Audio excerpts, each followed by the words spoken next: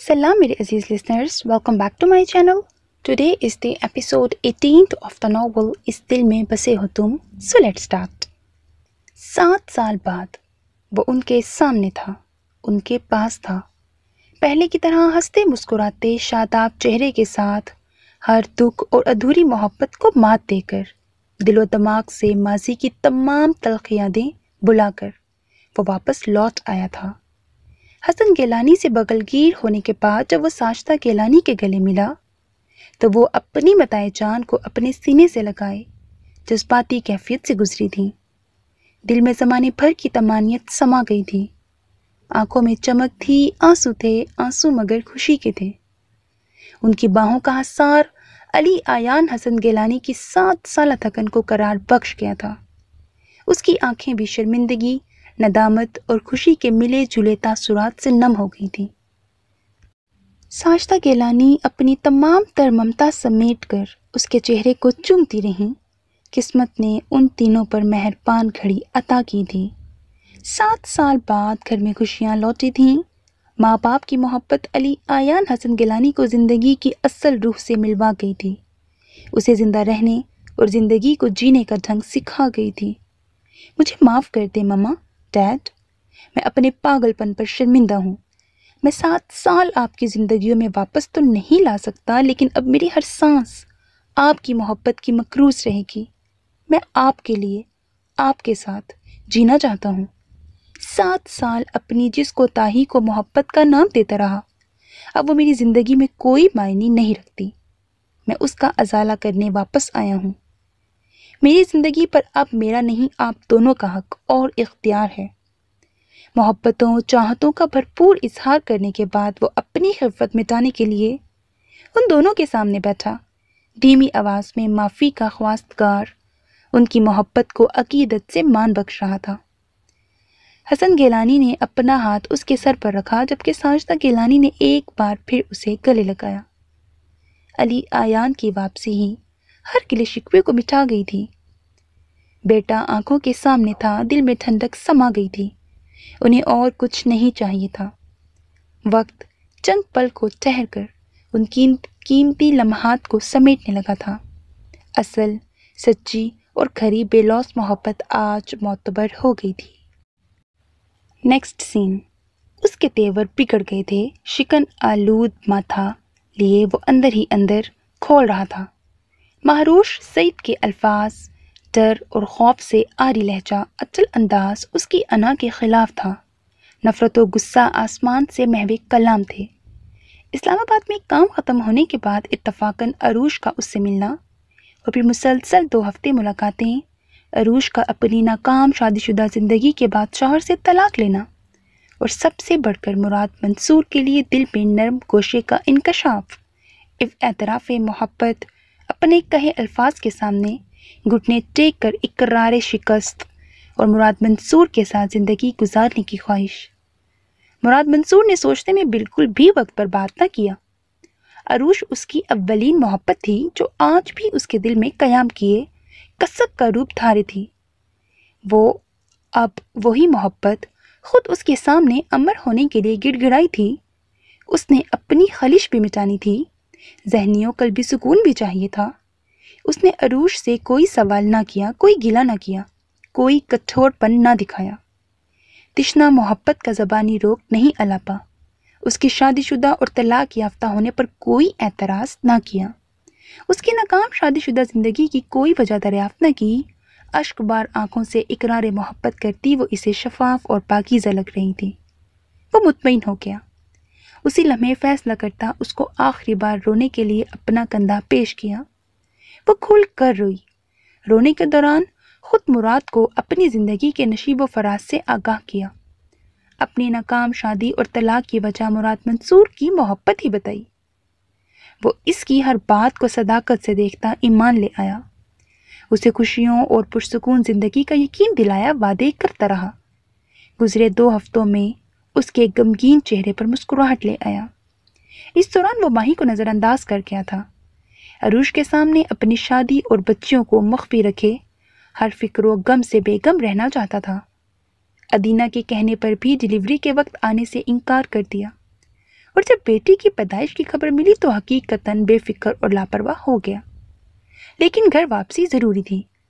عروج سے جلد واپسی پر شادی کا یقین دلاتا وہ گھر واپس آیا، مگر یہاں آتے ہی مہاروش سعید سے تلخ کلامی اس کا پارا ہائی کر گئی تھی۔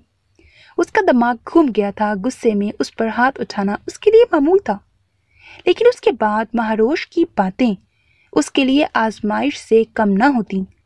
وہ اس سے اور وقار سعید سے مزید شدید نفرت کرتا، اسی نفرت کی بھینٹ بیٹیوں کو چڑھاتا۔ کلثوم بیگم اس کے بگڑے خطرناک تیور دیکھ کر خوفزدہ ہو گئی تھیں، اس کی وجہ سے باخبر تھیں، دل ہی دل میں اس کے پرسکون ہونے کی دعا کرنے لگیں۔ شام تک فضا پر خاموشی ہی طاری رہی۔ مراد بھی دوبارہ کمرے میں نہیں گیا تھا۔ شام کو ادینہ نے سب کے لیے چائے بنائی اور مہاروش کو چائے دینے اس کے کمرے میں گئی، ساتھ ہی بھتیجیوں کو باہر چلنے کا کہا۔ اریبہ تو فوراً دروازے کی طرف لپکی، البتہ نایاب جو ڈریسنگ ٹیبل کے سامنے دراز کھولے کھڑی تھی، ادینہ کی آواز پر دراز میں موجود البم جو وہ کچھ دیر پہلے ہی اٹھا چکی تھی، انجانے میں اسے لیے ہی ادینہ کی طرف گئی۔ مہاروش شانزے کی طرف متوجہ تھی، نایاب کے ہاتھ میں موجود البم کو دیکھ نہ سکی، نہ ادینہ نے دیکھنے کے بعد اسے البم واپس رکھنے کو کہا۔ ان دونوں کو ساتھ لیے دروازہ بند کر کے لاؤنج میں چلی آئی، اپنا کپ اٹھایا اور صوفے پر نایاب کے ساتھ بیٹھ گئی۔ اریبہ اپنے کھلونوں کے ساتھ مگن ہو چکی تھی۔ مراد نے چائے ختم کر کے کپ ٹیبل پر رکھتے ہوئے ایک سرسری نظر پہلے اریبہ اور پھر تصویریں دیکھتی نایاب پر ڈالی۔ نایاب پر نظر ڈال کر واپس پلٹنے لگا تو ایک دم ٹھٹک کر رکا، آنکھوں کو شک گزرا۔ دماغ نے بھی یادداشت پر زور دیا تو فوراً سب یاد آیا۔ اندر یک دم الاؤ بھڑکا، آگے بڑھ کر تقریباً نایاب کے ہاتھ سے البم کھینچی۔ وہ اس اچانک آفتاب پر بری طرح ڈر گئی۔ کیا ہے یہ؟ شک دور کرنے کے لیے ماں کو دیکھنے لگا، آنکھیں پل میں انگارہ ہو چکی تھیں۔ نایاب کی سالگرہ کی تصویریں ہیں، انہوں نے بتایا۔ کب کی؟ اس کا غصہ بے قابو ہونے لگا۔ ابھی جو پچھلے ماہ ہوئی تھی، وہ بولی۔ بیٹے کی اندرونی کیفیت سے اس وقت بے خبر تھی، جبکہ ادینہ کو اس کا لب و لہجہ حیران کر گیا تھا۔ بے غیرت عورت! منع کیا تھا میں نے اسے، لیکن باز نہیں آئی، بس بہت ہوا۔ آج میں نہیں چھوڑوں گا اسے، زندگی عذاب کی ہوئی ہے میری۔ وہ شدید طیش کے عالم میں چلایا تھا، صبح سے بگڑے تیور عقل کو مات دیے، غصے کو آسمان کی وسعتوں میں پھیلا گئے تھے۔ برہم لہجے میں کہتا، جارحانہ انداز میں البم سمیت کمرے کی طرف گیا۔ کلثوم بیگم نے بے بسی سے اسے دیکھا، جبکہ ادینہ اس کے الفاظ پر دنگ رہ گئی تھی۔ مراد کا غصہ اور مہروش کے لیے تلخ الفاظ اسے لمحے میں جھنجھوڑ گئے تھے۔ جلدی جاؤ، مراد کے پیچھے پاگل ہو گیا ہے، پھر مارنے لگ جائے گا اسے۔ کلثوم بیگم نے خود اٹھتے ہوئے ادینہ کو اجلت میں کہا۔ ادینہ ناسمجھی کے عالم میں تھی، ان کے کہنے پر فوراً سے اٹھی اور تقریباً بھاگتے ہوئے ان کے کمرے کی طرف گئی۔ دروازہ کھلا تھا۔ کیا ثابت کرنا چاہتی ہو تم؟ کیوں اپنی جان کی دشمن بن گئی ہو؟ بہت شوق ہے مجھ سے الجھنے کا، مار کھانے کا؟ آج میں تمہارے سارے شوق پورے کروں گا، پھر دیکھوں گا کیسے میرے خلاف جاؤ گی۔ کمرے میں داخل ہوتے ہی مراد منصور کے الفاظ اس کے سماعتوں سے ٹکرائے، اسے اندر تک لرزا گئے تھے۔ سامنے کا منظر کسی ڈراؤنے خواب کا حصہ لگ رہا تھا۔ مراد کے الفاظ کی تلخی سے زیادہ اس کا روپ وحشیانہ تھا۔ وہ مہاروش پر جھپٹا ہوا تھا، جبکہ مہاروش اس اچانک آفتاب پر سنبھل بھی نہ سکی۔ مراد کیا کر رہے ہو تم؟ پیچھے ہٹو۔ ادینہ نے فوراً اسے اپنی پوری طاقت صرف کرتے ہوئے پیچھے کھینچا تھا، جب تک کلثوم بیگم بھی وہاں آ گئی تھیں۔ اب میں اسے برداشت نہیں کر سکتا، وہ زور سے چلایا۔ ادینہ ماہی کے سامنے ڈھال بن کر کھڑی ہو گئی تھی۔ خبردار جو اس معصوم کو دوبارہ ہاتھ لگایا۔ کلثوم بیگم نے اسے اسی کے الفاظ میں خبردار کیا تھا۔ معصوم نہیں، گھٹیا ہے، گھٹیا۔ اس کا غصہ کم نہ ہو رہا تھا۔ خود کیا ہو؟ وحشی، جنگلی، حالت دیکھو اس کی، رحم کرو اس پر۔ تمہاری کوتاہی کی وجہ سے اس گھر کی خوشیاں دبک کر بیٹھی ہوئی ہیں۔ کوئی پتھر دل انسان بھی اتنا کٹھور نہیں ہوتا۔ بیوی اور بیٹیوں کی زندگی ویران کر کے سکون نہیں ملا تمہیں؟ اور کتنا نفرت کی آگ میں جلو گے؟ خدا کا واسطہ ہے مراد، کچھ خوف کرو۔ कुलसूम बेगम की हिम्मत भी आज जवाब दे गई थी। दोनों हाथ बेटे के सामने जोड़े वो बोली थी, दुख, दर्द, तासुफ और शर्मिंदगी इन्हें कमजोर कर गई थी। मुराद ने एक करोफर में नफी में सर हिलाया। अदीना के लिए ये सब समझना तकलीफ दे था। जो कश्मकश 6 माह के अंदर उसके अंदर पल रही थी, उसके वहमो गुमान में भी ना था कि वो इस तरह संगीन और सफाक रूप धारे उसके सामने आएगी। उसके अकब में बैठी महारोश भी सब थारने लगी थी। बेबसी और बेचारगी ने उस पर घेरा तंग कर लिया था। तकलीफ की शिद्दत आंखों में आंसुओं का दरिया ले आई थी। उसकी हिचकी बंद गई थी, जिसे सुनते ही अदीना ने पलटकर उसे तरस भरी निगाहों से देखा था। माही, उसे पुकारा। कोई जरूरत नहीं है इससे हमदर्दी की, ये इससे लायक है, यही इसकी सजा है।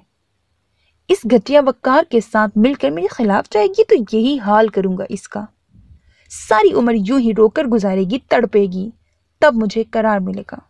माही ने अदीना को बाजू से पकड़कर पीछे खींचा। तनफ्फुर भरे कहर आलूद लहजे में अपने गुबार को कम करना चाहा। माही का सिसकता वजूद उसकी पुरतबिश निगाहों के हसार में था। अदीना ने दुख और बेयकीनी से मुराद को देखा। मुराद? पुरमलाल आवाज में उसका नाम लिया। शोर की आवाज से शान से रोने लगी थी। कुलसूम बेगम ने आगे बढ़कर उसे गोद में उठाया। और तुम? जबकि मुराद मंसूर ने यकदम अदीना को भी लपेट में लिया। झूठ क्यों बोल रही हो हमसे? तफ्तीशी नजरों से उसे घूरा। पिछले कुछ अरसे से उसके झूठ से बाखबर वो चुप था। खुद उसके मुंह से सुनना चाहता था, मगर आज गुस्से में उसे रियायत ना दे सका। कैसा झूठ? मोहित पाकिस्तान से बाहर कहीं नहीं गया, मैं सब जानता हूं। मैंने खुद उसे देखा है, उसके बारे में पूछा है। तुम झूठ बोलकर 6 माह से हमको बेवकूफ बना रही हो, क्या वजह है? क्यों झूठ बोल रही हो? वो बताते हुए पूछ रहा था। अदीना के चेहरे के तासुरात जामिद हो गए। अपना वजूद जलजलों की जद में फंसा महसूस हुआ। समातों से टकराते उसके अल्फाज किसी बम धमाके से कम न थे। उसे होशो हवास संभालने मुश्किल लगे। हैरानी पर घबराहट तारी हो गई। उसके तो वहमो गुमान में भी ना था कि यूं उसका झूठ सामने आ सकता है। मोहित के मुतल्लिक वो मुराद की अदालत में पेश हो सकती है। कोई वजह नहीं है। तोकफ के बाद वो बोली थी, मगर ना लबो लहजा पुख्ता था, ना आवाज साफ थी। फिर क्यों बोल रही हो झूठ? मुराद जवाबन चीखा था। कुलसूम बेगम मोहित से मुतल्लिक झूठ, मुराद का शक्की गुजीला लहजा और अदीना की आवाज में कपकपाहट पर हैरान ज़दा सी रह गई थी। जबकि महारोश, उसे तो अपना भी होश ना रहा था। मैं कल चली जाऊंगी। अदीना ने फौरन जान छुड़ानी चाहिए। ये मेरे सवाल का जवाब नहीं है, जिस पर वो मजीद मुश्तइल हुआ था।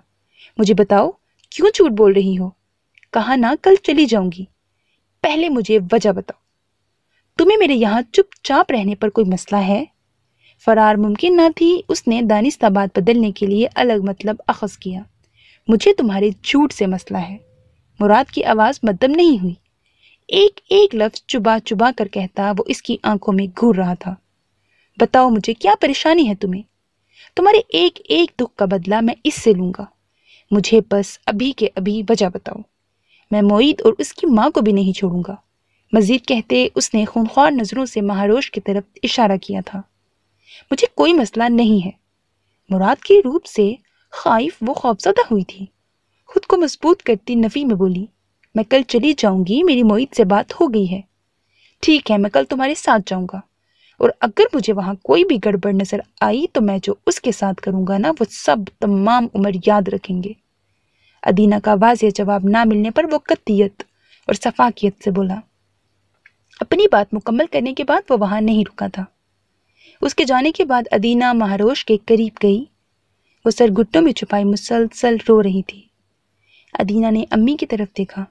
उनकी आंखों में शर्मिंदगी तैर रही थी। महारोश का भरम आज अदीना के सामने टूट गया था, जो वो नहीं चाहती थी। माही, प्लीज संभालो खुद को। उसने माही को गले लगाया। मुझे फिलहाल अकेला छोड़ दो अदीना, वो रुंधी हुई आवाज में बोली। रो मत माही। महारोश की हालत देखकर अदीना की आंखें भी नम हो गई। वो उसे अकेला नहीं छोड़ना चाहती थी। अदीना, जाओ यहाँ से, मुझे किसी से कोई बात नहीं करनी। जवाबन वो खुरदरे लहजे में बोली। ठीक है माही। वो उसकी तकलीफ समझती उठकर खड़ी हो गई। कुलसूम बेगम भी शांसे को लिए बेड से उतर गईं। उसने सर हनूस घुटनों में छुपाया हुआ था। वो एक गमगीन नजर महारोश पर डाले माँ की पैरवी में दरवाजे की जानिब बढ़ गई।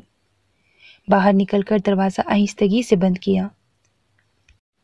अदीना की नज़र कमरे से कुछ ही फासले पर डरी सहमी खड़ी नायाब और अरीबा पर पड़ी तो लगा जैसे किसी ने उसका दिल मुट्ठी में सख्ती से दबोच लिया हो। एक लम्हा ज़ाया किए बगैर आगे बढ़कर उन्हें गले लगाया, फिर उन्हें लिए कमरे में चली गई। शामज़ेद चुप हो चुकी थी। कुलसूम बेगम ने उसे बेड पर लिटा दिया। अम्मी, ये सब क्या था? क्यों किया मुराद ने? इतना बदतरीन सुकूल, कितना जहर था मुराद का। माही से इतनी नफरत क्यों करता है?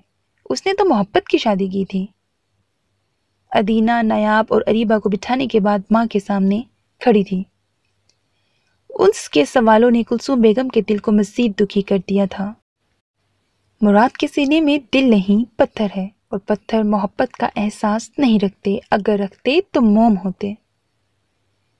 उसने मोहब्बत को कभी अपनी ज़िंदगी में जगह नहीं दी। उसने बदले के लिए शादी की थी। बिलाखिर उन्होंने इंकशाफ किया। कैसा बदला? अदीना दंग रह गई। अंदर धड़कता दिल मुंह को आने लगा था। वकार से बदले के लिए। वकार ने तुमसे शादी के लिए इनकार किया था, और इसे इनकार की सज़ा पिछले 7 सालों से महारोश और ये दोनों भुगतती आ रही हैं। अब ये मासूम भी बाप की नफरत के साए में डरी सहमी बड़ी होगी। नफरत ने मुराद को अंदर से इतना जलाया हुआ है कि इस घर में कोई सुख, कोई खुशी उसे बर्दाश्त नहीं होती। बेचारी महारोश चुपचाप उसका हर दुख सहती आई है। कभी किसी के सामने इसने मुंह से आह तक नहीं निकाली। किस्मत का लिखा समझकर सब्र कर गई, मगर मुराद नहीं बदला, कभी नहीं बदलेगा। कुलसूम बेगम ने बिलाखिर तमाम हकीकत उसके सामने रख दी। दुखो अलम भरी एक मुकम्मल दास्तान अदीना की समातों से टकराती उसे अंदर तक हिला कर रख गई। दिलो दिमाग पर गोया कयामत टूट पड़ी थी। उसके हर शक्की सवाल को आज जवाब मिल गया था। तमाम उलझी गिरहें खुल गई थीं। वकार सईद का इनकार, मुराद मंसूर का इंतकाम, महारोश की बर्बाद जिंदगी, उसका और मोईद का रिश्ता, वो रिश्ता जिसकी पेचीदगी उसे 10 सालों से घायल करती आ रही थी, वो रिश्ता जिसे उसने माँ और भाई के सामने खुशी और सुकून के रंगों से सजाकर उन्हीं रंगों तले तारीकी और तन्हाई में खुद को बिलखते देखा। हकीकी खुशी के लिए तरसती अपनी आंखों को उन्हीं रंगों से मुज़य्यन किया था। वही रिश्ता उसे भंवर में फंसाए औरत की बेबसी की एक और दास्तान रकम करना चाह रहा था। वो रिश्ता जो इसे हतमी फैसले के करीब ला रहा था। वो रिश्ता जो कभी उसके लिए इज्जत का बाइस ना बना। वो रिश्ता जिसके लिए उसने चुपचाप जिल्लत बर्दाश्त की। वो रिश्ता जो अब दूसरी कश्ती में सवार हो गया था। आंसुओं ने आंखों का मंजर धुंधला कर दिया। धुंधले मंजर में एक तरफ अपना आप नजर आया तो दूसरी तरफ महारोश का वजूद। महारोश के लिए मुराद मंसूर की धमकी की बाज़गश्त भी सुनाई देने लगी। जो हो चुका था वो बदतरीन था, मगर आगे जो होगा उसे ठीक किया जा सकता है। मुराद से बात करना बेकार था, सो मोईद की बात मानने में महारोश की सख्ती यकीनी तौर पर कम हो सकती थी। अम्मी ने अलबत्ता मुराद की तरह उसे मोईद के मुतल्लिक सवाल न किया था। वो चुपचाप कुलसूम बेगम के सामने से हटकर ड्रेसिंग टेबल के करीब गई, अपना मोबाइल उठाया और मोईद को मैसेज भेजा। मैं कल वापस आऊँगी मोईद। मैसेज भेजने के बाद मोबाइल वापस रखकर वो अरीबा और नायाब के पास आ गई। दिल में उनके लिए तरस, हमदर्दी और दर्द बढ़ गया था। अफसोस भी बेतहाशा बढ़ गया था। कांटों भरी रात भी अभी बाकी थी जिसका तसव्वुर उसे हरासा कर गया था। Next scene. अली आयान हसन गिलानी की वापसी की खुशी में आफिया गिलानी, उनके शौहर और बच्चों के अलावा उमर और उसकी फैमिली को भी इनवाइट किया गया था। घर में खूब रौनक और हलचल थी। सभी चेहरे मुस्कुरा रहे थे। अली की वापसी सबके लिए तमानियत बख्श थी। पुरानी बातों को ज़हर बहस लाए बगैर हर एक उसके मुस्तकबिल के लिए दुआ गो भी था। उमर बहुत गर्मजोशी के साथ उससे मिला था और सोहा जो उसके मुतल्लिक उमर से इतना कुछ जानकर और उसे समझ चुकी थी कि अली से मिलते वक्त इसे बिल्कुल भी अजनबियत महसूस नहीं हुई थी। वाह माशाल्लाह, बहुत प्यारी बेटी है तुम्हारी। अली ने सोहा से मिलने के बाद उसकी बेटी को बाहों में उठाया था عمر اور زوہا مسکرائے۔ کیا نام ہے پری کا؟ وہ اس کے گال چومتے ہوئے پوچھنے لگا۔ عروہ۔ عمر نے بتاتے ہوئے بغور اسے دیکھا۔ بہت پیارا نام ہے، وہ ستائشی بولا۔ سوہا مسکرائی جبکہ عمر نے اسے کھوجتی نظروں سے دیکھا، اس کے تاثرات محسوس کرنے چاہے جو کہ نام سننے کے بعد بالکل بھی متاثر نہیں ہوئے تھے۔ عروہ اب چینج کر کے رکھا ہے، اسے خوشی ہوئی۔ علی کو بتایا۔ کیوں؟ تم نے جو نام بتایا تھا پہلے وہ رکھا کہ تم ناراض نہ ہو، لیکن اس نے بات ادھوری چھوڑی۔ لیکن کیا؟ سوالیہ اسے دیکھا۔ آنٹی کو پتا چلا تو بہت ناراض ہوئی، ان کے لیے نام بدل دیا، اس نے سنجیدگی سے بتایا۔ علی نے تحمل سے اسے سنا، اسے اس متعلق کوئی علم نہیں تھا۔ حیران کی ہوئی لیکن اب دل کو کوئی فرق نہیں پڑا تھا۔ اچھا فیصلہ کیا ہے۔ راستے اور منزل جدا ہوں تو زندگی کو یادوں کے حوالے کر کے دل کو بہلانا بے وقوفی ہے۔ میں اپنی منزل کو نظر انداز کر کے بہت بھٹکا ہوں، لیکن اب راہ بھی ہموار ہے اور منزل کا پتہ بھی ہے۔ یادوں کے عذاب سے خود کو نجات دلا چکا ہوں، اب واپس مڑ کر نہیں دیکھنا چاہتا، وہ سنجیدگی سے بولا۔ عمر مسکرایا، اس کا کندھا تھپ تھپایا۔ میں خوش ہوں علی کہ تم دیر سے صحیح لیکن زندگی کی اصل سچائی سے واقف ایک صحیح فیصلے کے ساتھ واپس آئے ہو۔ جواباً علی نے محض ہلکی سی مسکراہٹ کے ساتھ اسے دیکھا اور پھر مزید کچھ کہے بغیر عروہ کو پیار کرنے لگا۔ باقی کا تمام وقت بہت خوشگوار گزرا۔ عمر اور زوہا عروہ کی وجہ سے جلدی ڈنر کے بعد واپس چلے گئے تھے، جبکہ عافیہ پھپھو کی فیملی کے ساتھ گفتگو کا سلسلہ مزید 1-2 گھنٹے جاری رہا۔ انہوں نے جانے سے قبل علی اور بھائی بھابھی کو گھر آنے کی دعوت دی، جسے انہوں نے بخوشی قبول کیا۔ ایک یادگار شام گزارنے کے بعد وہ سب بھی اجازت لے کر چلے گئے۔ ان کے جانے کے بعد وہ تینوں لاؤنج میں بیٹھے تھے جب علی حسن گیلانی نے اسے مخاطب کیا۔ علی، پھر آفس کب جوائن کرو گے؟ جب آپ کہیں۔ کل ہی پھر میرے ساتھ چلے جانا، انہوں نے کہا۔ جی ڈیڈ۔ اسے کوئی اعتراض نہیں تھا۔ واپس آئے 1 ہفتہ بھی گزر چکا تھا، تھکاوٹ بھی اتر چکی تھی۔ کچھ ماہ پہلے کام کا لوڈ بڑھ گیا ہے، میرے لیے سب سنبھالنا مشکل ہو گیا ہے۔ میرے دوست کا ایک جاننے والا نہایت قابل اور محنتی بزنس مین ہے، وہ اور ان کی مسز اپنا بزنس کرتے ہیں۔ میں نے دوست کی صلاح پر ان کے ساتھ پارٹنرشپ کی۔ دونوں بہت اچھے ہیں، بزنس کو سمجھتے ہیں، کامیاب بھی ہیں۔ مجھے ان کے خلوص نے بہت متاثر کیا، بہت محنت اور خلوص سے انہوں نے میرا ساتھ بھی دیا۔ کل 10 بجے میری ان سے میٹنگ ہے، تم بھی ان دونوں سے مل لینا۔ حسن گیلانی نے تفصیلاً اسے بتایا۔ اس نے اسبات میں سر ہلایا، ان کے لیے حسن گیلانی کے ستائشی الفاظ سے متاثر بھی ہوا۔ جی ڈیڈ۔ حسن گیلانی نے پرسکون مسکراہٹ کے ساتھ بات وہیں ختم کی، جبکہ ساجدہ گیلانی ان کی خاموش رہنے پر بولی۔ سرمد بھائی اور باقی سب بھی شاید اگلے ماہ تک آ جائیں۔ میں چاہ رہی تھی کہ جب وہ آئیں تو ہم باقاعدہ ان سے ملیں اور افریشم کے لیے بات کریں۔ نظر بیٹے پر مرکوز تھی۔ جیسے تم مناسب سمجھو، وہ بنا اعتراض بولے۔ تم کیا چاہتے ہو علی؟ ساجدہ گیلانی نے اس کی رائے جاننی چاہی۔ مجھے کوئی اعتراض نہیں ہے ماما، آپ کی خواہش اور خوشی مجھے عزیز ہے۔ آپ جب جس سے جیسے دل چاہے خوشی سے کریں، وہ آہستگی سے بولا۔ وہ سرشار ہوئی۔ ہمیشہ خوش رہو، جیتے رہو، دعائیں دیں۔ علی مسکرایا، پھر تھوڑی دیر بعد ان دونوں سے اجازت لیتا اپنے کمرے میں چلا آیا۔ ذہن میں افریشم کا خیال کندہ تھا۔ موبائل نکال کر اس کا نمبر ڈائل کرنے لگا۔ نیکسٹ سین۔ 7 سال اپنے تمام دکھ درد اس نے پوری دنیا سے چھپائے تھے، اور آج 7 سال بعد کیسے اس کے غم کس خوفناک حقیقت کے روپ میں ادینہ کے سامنے آئے، وہ اس سے نظر نہ ملا سکی۔ اتنے سالوں کا صبر بے ثمر ٹھہرا۔ مراد منصور سے نفرت مزید بڑھ گئی تھی۔ مراد بھی رات بھر کمرے میں نہیں آیا تھا، وہ اس کے متعلق سوچنا بھی نہیں چاہ رہی تھی۔ چائے کا کپ واپس ٹیبل پر رکھ کر وہ لیٹ کر آنکھیں موند گئی۔ کچھ دیر گزری تو اسے دروازہ کھلنے کی آواز آئی، مگر اس نے دانستہ آنکھیں وا نہ گیں۔ لیکن دروازہ جس شدت سے بند کیا گیا تھا وہ مراد منصور کی آمد کی علامت تھا۔ اس نے آنکھوں پر بازو رکھ کر مکمل لا تعلقی کا اظہار کیا۔ مراد نے ایک خاموش مگر قہر آلود نظر اس پر ڈالی اور کپڑے تبدیل کرنے چلا گیا۔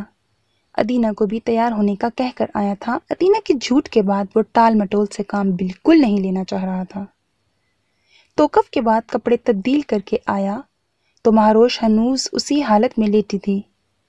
بال کنگھی کرنے اور باہر نکلنے تک وہ ناگواری اور نفرت سے اسے دیکھتا رہا۔ اس بار بھی مہروش نے دروازہ کھلنے اور بند ہونے پر آنکھیں نہیں کھولی تھیں۔ وہ کمرے سے باہر آیا تو ادینہ ماں سے گلے مل رہی تھی۔ مراد پر نظر پڑتے ہی ماں سے الگ ہوئی۔ مراد چپ چاپ باہر نکل گیا۔ وہ اریبہ اور نایاب کو پیار کرتی اس کی پیروی میں باہر کی طرف بڑھی۔ کلثوم بیگم کا دل کل سے اس کے لیے فکر مند تھا۔ زیر لب سبق پڑھ کر اس پر پھونکا اور اپنی دعاؤں کے حصار میں اسے رخصت کیا۔ وہ باہر آئی تو مراد گاڑی میں اس کا بیگ رکھ رہا تھا۔ چپ چاپ گاڑی میں بیٹھ گئی۔ مراد نے گاڑی سٹارٹ کی۔ دونوں کے مابین گہری خاموشی تھی، جبکہ ادینہ کے اندر طوفان برپا تھا۔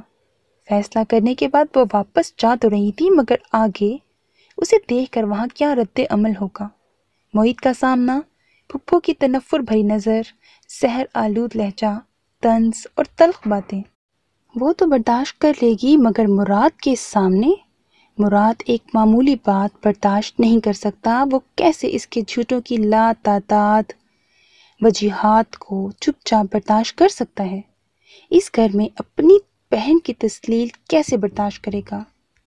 اس انکشاف کا کیسے سامنا کرے گا جس کی وجہ سے وہ خود گھر چھوڑنے پر مجبور ہوئی تھی، جس کا وسیع دل سے سامنا خود اس کے لیے سوالیہ نشان تھا؟ نہیں، اس کی زندگی میں شامل کسی فرد کا دل کشادہ نہیں ہے، کسی کے دل میں کسی کے لیے گنجائش نہیں ہے۔ سب کو اپنی اپنی عزت نفس پیاری ہے، کوئی کسی کے لیے نہیں جھک سکتا۔ سب کے سب رشتوں کے الجھن میں الجھے مجبور ہیں۔ وہ خود بے بس اور مجبور ہے۔ کل کے واقعے کے بعد بے بسی اور مجبوری مزید بڑھ گئی تھی۔ خاموشی میں ہی سفر تمام ہوا۔ مراد نے گاڑی گھر کے قریب روکی۔ وہ نیچے اتری۔ مراد اس کا بیگ نکالنے لگا۔ مراد، اس نے کسی سوچ کے تحت اسے پکارا۔ بولو۔ میں اب چلی جاؤں گی، تم واپس چلے جاؤ، وہ بولی۔ اس کی بات پر مراد نے پہلے تو بغور اسے دیکھا، پھر اسی لمحے کچھ سوچتے ہوئے اسبات میں سر ہلانے لگا۔ ٹھیک ہے، یہ لو بیگ، کہتے ہوئے اسے بیگ تھما دیا۔ وہ اس کے اچانک مان جانے پر حیران ہوئی، ساتھ ہی دل میں شکر ادا کیا۔ بیگ اٹھائے، خاموش نظروں سے اسے دیکھا۔ وہ ڈرائیونگ سیٹ سنبھالنے لگا۔ ادینہ کو ہاتھ کے اشارے سے جانے کا اشارہ کیا۔ اس نے سنجیدہ مسکراہٹ کے ساتھ قدم آگے بڑھائے اور دروازہ کھول کر اندر داخل ہوئی۔ اس کے اندر داخل ہوتے ہی وہ دوبارہ گاڑی سے نیچے اترا اور دبے قدموں سے دروازے کی طرف بڑھا۔ شکوک و شبہات کا شکار تو وہ بہت پہلے سے تھا، مگر اس وقت ادینہ کے منہ سے واپس جانے کی بات اسے چوکنا کر گئی تھی۔ طوفان تو اس کے اندر بھی برپا تھا، جسے وہ بھرپور شدت سے باہر نکالنا چاہتا تھا۔ غیر محسوس طریقے سے کھلے دروازے سے اندر داخل ہوا اور اس سے پہلے کہ دروازے کے اندر گھر کے افراد کو دیکھتا، سماعتوں سے ٹکراتی آواز اس کے قدموں کو ساکت کر گئی تھی۔ ارے دیکھو تو ذرا، کون آیا ہے؟ کیوں بی بی؟ گئی تو بڑے دعوے کے ساتھ تھی کہ واپس نہیں آؤں گی۔ یہ کوثر بیگم کے الفاظ تھے، تضحیک و تمسخر سے بھرپور۔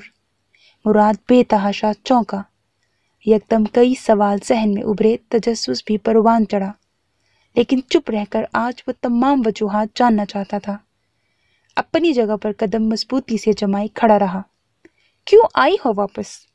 کوثر بیگم کڑے تیوروں سے پوچھ رہی تھیں، پھر مزید بولی، جتنی نحوست پھیلانی تھی یہاں پھیلا چکی ہو۔ سالوں بعد میرے بیٹے کی زندگی میں خوشیاں آئی ہیں جنہیں اب میں برباد نہیں کرنے دوں گی۔ میں آپ سے بحث نہیں کرنا چاہتی پھپھو، ادینہ نے بات بڑھنے اور بگڑنے سے پہلے ختم کرنا چاہی۔ آخری بار بحث تو تمہیں کرنی پڑے گی۔ جبکہ وہ عجیب دھن میں بولی، میں محیط کو بتا کر آئی ہوں، جسے وہ نظر انداز کرتی واضح بولی، اس گھر میں اب تمہارے لیے کوئی جگہ نہیں ہے بی بی۔ وہ بھی پرواہ کیے بغیر صاف بولی۔ محیط نے رات کو ہی انہیں ادینہ کی آمد کے متعلق آگاہ کر دیا تھا اور رات کو انہوں نے محیط کو اپنا فیصلہ سنا دیا تھا۔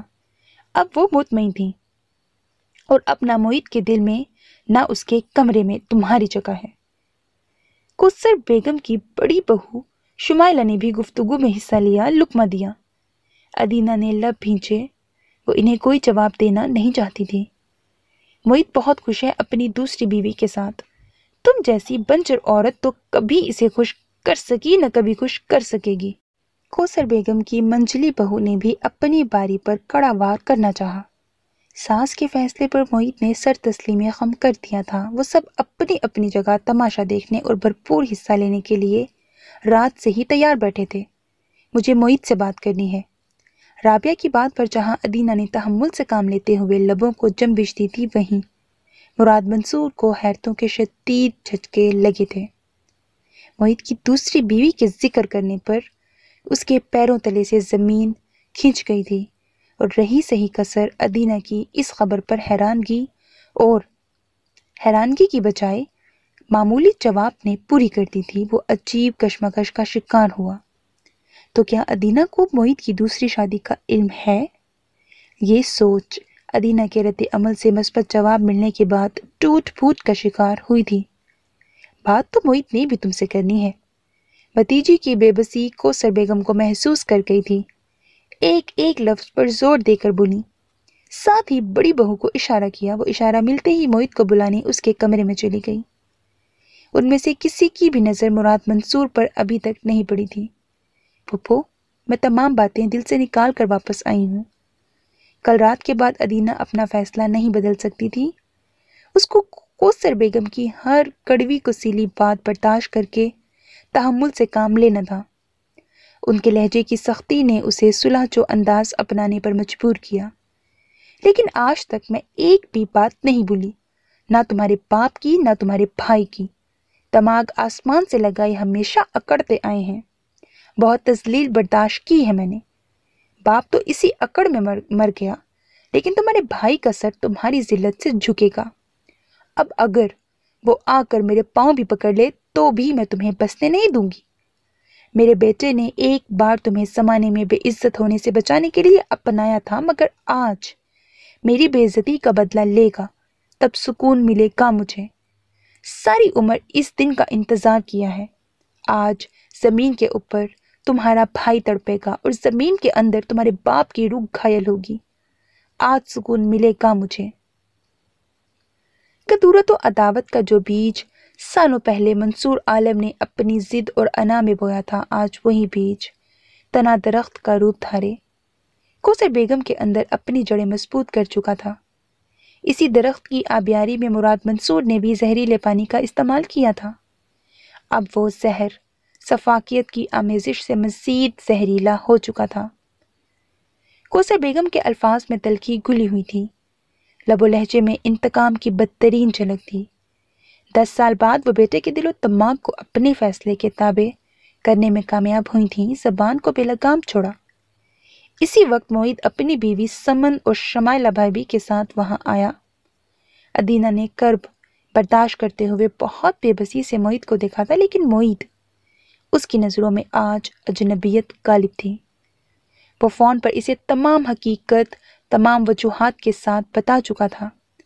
سب جاننے کے بعد واپسی کا فیصلہ اس کے لیے کٹھن ضرور تھا، مگر اس وقت اسے اپنا آپ بے معنی لگا تھا۔ جب دوسری طرف دروازے کے قریب کھڑے مراد منصور کے صبر کا پیمانہ لبریز ہو چکا تھا۔ اس سے زیادہ بہن کے لیے کچھ سننے کا مادہ اس میں تھا، نہ مزید جاننے کی جستجو۔ کوثر بیگم کے الفاظ اسے مشتعل کر گئے تھے۔ ادینہ کی توہین اس کے لیے ناقابل برداشت تھی۔ وہ بھپر کر ادینہ کے برابر آ کھڑا ہوا۔ مراد تم؟ ادینہ اچانک اسے ساتھ کھڑا دیکھ کر حیرت زدہ رہ گئی تھی۔ باقی سب بھی غیر متوقع طور پر اسے دیکھ کر حیران ہوئے۔ سب کے تاثرات تلخ ہوئے۔ کیا بکواس کر رہی ہیں آپ؟ وہ شعلہ بار نگاہوں سے کوثر بیگم کو دیکھتے ہوئے گررایا۔ بکواس نہیں میاں، حقیقت ہے۔ ایسی حقیقت جو آج تمہاری آواز بھی مدھم کرے گی اور سر بھی ذلت و شرمندگی سے جھکائے گی۔ جواباً انہوں نے آواز مزید اونچی کی۔ ادینہ نے مراد کا بازو پکڑا، موعد کو بے چارگی سے دیکھا۔ اس سے پہلے میں یہاں سب کچھ برباد کر دوں گا، وہ چلایا۔ تم کچھ نہیں کر سکتے۔ मोहित अदीना की नज़रों को नज़रअंदाज करता मुराद के करीब आया, उसे घूरा। ये मेरा घर है, अपनी आवाज को काबू में रखो वरना धक्के देकर दोनों को घर से बाहर निकालूंगा। तुम भी की। फैसला कर लेने के बाद लबो लहजा खुरदरा हो गया था। तुम्हारी इतनी औकात नहीं कि मुझे हाथ भी लगा सको। ये धमकी और रोब उसे देना जिस पर असर भी करे। जवाबन मुराद ने उसे पीछे धकेलते हुए कहा। मुराद का दिया धक्का मोहित को भी भड़का गया था। फौरन से खुद को संभालता दोबारा उसके सामने खड़ा हुआ। कौसर बेगम समेत घर के बाकी सब अफराद अब मोहित के आखिरी फैसले के मुंतजिर थे, जबकि अदीना बिगड़ती संगीन सूरत हाल से खौफ खाए अंदर तक सहम गई थी। मुंतशिर सोचें लरस गई थीं। अनहोनी के होने का यकीन आंखों को पल भर में उजाड़ बैरान कर गया था। मैं अदीना को तलाक देता हूँ। बिलाखिर वो माँ की ख्वाहिश को जबान पर ले आया। मोहित के बेरहम सफाक अल्फाज अदीना की समातों से टकराए। बैरान आंखें साकित हो गईं। मुराद मंसूर का गुस्सा थम गया, लब सिल गए। मैं अदीना को तलाक देता हूँ। माँ की ख्वाहिश उसके लिए फायदेमंद इत्मीनान बख्श थी। ठोस लबो लहजे में एक एक लफ्ज अदा किया। कौसर बेगम के चेहरे पर फातिहाना मुस्कुराहट फैलने लगी। अदीना को अपना दिल बैठता महसूस हुआ। अल्फाज की शिद्दत किसी बम धमाके से कम न थी। नफरत मोहब्बत का नामो निशान मिटाए मोहब्बत के सवाल की एक और दास्तान रकम करने के लिए आखिरी मरहले पर पहुंच चुकी थी। मैं अदीना को तलाक देता हूँ। बिलाखिर किस्सा तमाम हुआ। मोहित ने 10 साला रिश्ते और मोहब्बत पर नाकामी की तल्ख मोहर सब्त कर दी। अना और जिद नफरत को अमर कर गए। मोहब्बत हार गई, अदीना हार गई। तल्ख सफाक चेहरे बेहिस दिलों समेत तमाशा तमाम होते मंजर से गायब हो गए। मुराद मंसूर ने अदीना को देखा। उसकी आंखें खुश्क थीं। आंखों में आंसू का एक कतरा भी कर्ब निकालने के लिए पहल नहीं कर पाया। चेहरा बेरौनक था, मगर किसी भी शिकन को गम की नुमाइंदगी की इजाजत ना दे सका। मुराद ने उसका बाजू थाम कर उसे कदम उठाने पर मजबूर किया। वो मुर्दा कदम उठाती वापसी की राह पर गामसन हो गई। Next scene. मंजर बदल गया था। अंदर मौसम बदल गया था। हवाएं मसरूर, माहौल दिलकश हो गया था। आंखों में सालों कयाम पजीर रहने के बाद खिज़ा रुखसत हो चुकी थी। चेहरा गुलाब की मानिंद तरोताज़ा और हसीन लगने लगा। हिज्र में मुसाफत का कर्ब बसल के ख्याल से धुंध में ओझल हो गया था। अब बस दिन मुंतजिर था। मोहब्बत तकमील के लिए बेचैन थी। रंजो मलाल की शिद्दत कम होती जा रही थी। वो एक बार अली आयान हसन गिलानी के सामने घुटने टेक कर एतराफ़ शिकस्त करके उसके बेलौस जज्बात से अपनी मोहब्बत को उसका गुलाम करना चाहती थी। उसके चेहरे पर तमानियत भरी मुस्कुराहट सैयद जमाल शाह और ज़हरा शाह को सुकून बख्श गईं। वो दोनों अपनी बेटी के लिए, उसकी दायमी खुशियों के लिए पुरउम्मीद थे, दुआ गो थे। सैयद जमाल शाह ने रात मुशारिफ शाह को फ़ोन करके सुबह ज़रूरी काम का कहकर बुलाया था। उसने आज इस्लामाबाद वापस जाना था। नाश्ते के बाद घर से इजाज़त लेता वो इस्लामाबाद जाने से कबल उनकी तरफ आया। वो तीनों इस वक्त नाश्ते में मसरूफ़ थे। मुशारिफ सबको सलाम करता उनके साथ बैठ गया। कैसे हो मुशारिफ बेटा? ठीक हूँ फूफो। तुम्हारे लिए चाय? मुस्तबशरा ने उसके लिए कप में चाय उंडेलने के बाद कप उसकी तरफ बढ़ाया। चाय तो मैं पी कर आया हूँ, लेकिन दूसरी मर्तबा पीने में कोई कबाहत नहीं, शुक्रिया। कप लेते हुए वो बोला। मुस्तबशरा उसकी बात पर मुस्कुराई। आपने कोई ज़रूरी बात करनी थी? वो चाय का सिप लेते हुए संजीदगी से सैयद जमाल शाह की तरफ मतवज्जा हुआ। उन्होंने इस बात में सर हिलाया। मुशारी बेटा, तुम्हारी थोड़ी मदद चाहिए थी। फूफा जान, आप हुक्म करें। हम इस्लामाबाद शिफ्ट होना चाह रहे हैं। जी? अगले हफ्ते एहसान आएगा, 1-2 महीनों के लिए, जब तक तुम्हारी शादी भी इंशाल्लाह हो जाएगी। मैं चाहता हूँ उसके बाद हम भी यहाँ से चले जाएं। एहसान के साथ मैं तुम्हारी तरफ वहाँ चक्कर लगाता रहूँगा। घर वगैरह का बंदोबस्त हो जाए तो फिर स्कूल के लिए भी कोई जगह देख लेंगे। तुम वहाँ अपने किसी दोस्त से भी मशवरा कर लेना। शायद घर का बंदोबस्त जल्दी हो जाए। گھر ملنے کے بعد میں فوراً وہاں جانا چاہتا ہوں۔ انہوں نے تمام بات اس کے سامنے رکھی۔ وہ تمام وجوہات سے واقف تھا، سو سنجیدگی سے سننے کے بعد بولا، پپا جان آپ بالکل فکر مت کریں، میں آج ہی سے گھر وغیرہ دیکھتا ہوں، اسکول کے لیے ساتھ مل کر جگہ دیکھ لیں گے، شاید کوئی بلڈنگ وغیرہ مل جائے، ورنہ کوئی زمین دیکھ لیں گے، بلڈنگ مل جائے تو زیادہ مناسب رہے گا، ورنہ اسکول کی کنسٹرکشن میں کافی عرصہ لگ سکتا ہے۔ ہاں یہ ہو سکتا ہے کہ اسلام آباد میں مستبشرہ کسی اسکول میں ٹیچنگ کر لے، اس سے ٹائم بھی ضائع نہیں ہوگا۔ میرے حلقہ احباب میں کافی لوگ ایجوکیشن سے ریلیٹڈ ہیں، میں آپ لوگوں کے وہاں شفٹ ہونے سے پہلے ہی کسی سے بات کر لوں گا۔ تفصیلاً کہتے ہوئے اس نے صلاح دی، ہاں یہ بھی مناسب رہے گا۔ میرا اپارٹمنٹ چھوٹا ہے، ورنہ گھر کی ضرورت بھی پیش نہ آتی۔ وہ مزید بولا، نہیں بیٹا، تمہاری محبت اپنی جگہ، میں بہت شکر گزار ہوں، تم بہت اچھے ہو، خوش رہو بیٹا۔ وہ بے فکر ہو گئے تھے، دل سے کہا۔ مشارف شاہ نے اس بار مسکرانے پر اکتفا کیا۔ زہرا شاہ تمام گفتگو کے دوران خاموش رہی تھیں۔ مستبشرہ البتہ ان دونوں کے خاموش ہونے کے بعد اپنی نشست سے اٹھ کھڑی ہوئی۔ میں اپنا بیگ لے آؤں، اسکول کے لیے نکلنا ہے، ساتھ ہی بولی۔ میں بھی اب اجازت چاہوں گا، مستبشرہ تم آ جاؤ، میں تمہیں اسکول ڈراپ کر دوں گا۔ مشارف شاہ نے بھی کلائی پر بندی گھڑی پر نگاہ دوڑاتے ہوئے اجازت طلب انداز میں کہتے ہوئے اسے مخاطب کیا، ٹھیک ہے میں آتی ہوں۔ وہ مسکراتے چہرے کے ساتھ کمرے کی طرف چلی گئی۔ اپنا خیال رکھنا بیٹا، زہرا شاہ نے محبت بھری نظروں سے بھتیجی کو دیکھتے ہوئے پیار سے کہا۔ جی پھپھو، وہ مسکرایا اور مستبشرہ کو آتا دیکھ کر اپنی جگہ سے اٹھتے ہوئے زہرا شاہ کے سامنے جھک کر اپنی پیشانی رکھی۔ انہوں نے اس کی پیشانی پر بوسہ دیتے ہوئے دعائیہ کلمات ادا کیے۔ وہ سید جمال شاہ کی طرف دیکھ کر بولا، اللہ حافظ۔ اللہ حافظ، اللہ پاک اپنی امان میں رکھے، آمین، انہوں نے کہا۔ وہ دونوں آگے پیچھے باہر نکل گئے۔ مستبشرہ نے فرنٹ سیٹ سنبھالی، مشارف شاہ نے ڈرائیونگ سیٹ پر بیٹھتے ہوئے گاڑی سٹارٹ کی۔ مستبشرہ چپ چاپ گاڑی سے باہر دوڑتے مناظر دیکھنے لگی۔ میں تمہارے فیصلے سے خوش ہوں۔ مستبشرہ کی خاموشی پر وہ بولا۔ آواز پر مستبشرہ نے گردن گھما کر اسے دیکھا۔ یہ بابا جان کا فیصلہ ہے، ساتھ ہی اسے مطلع کیا۔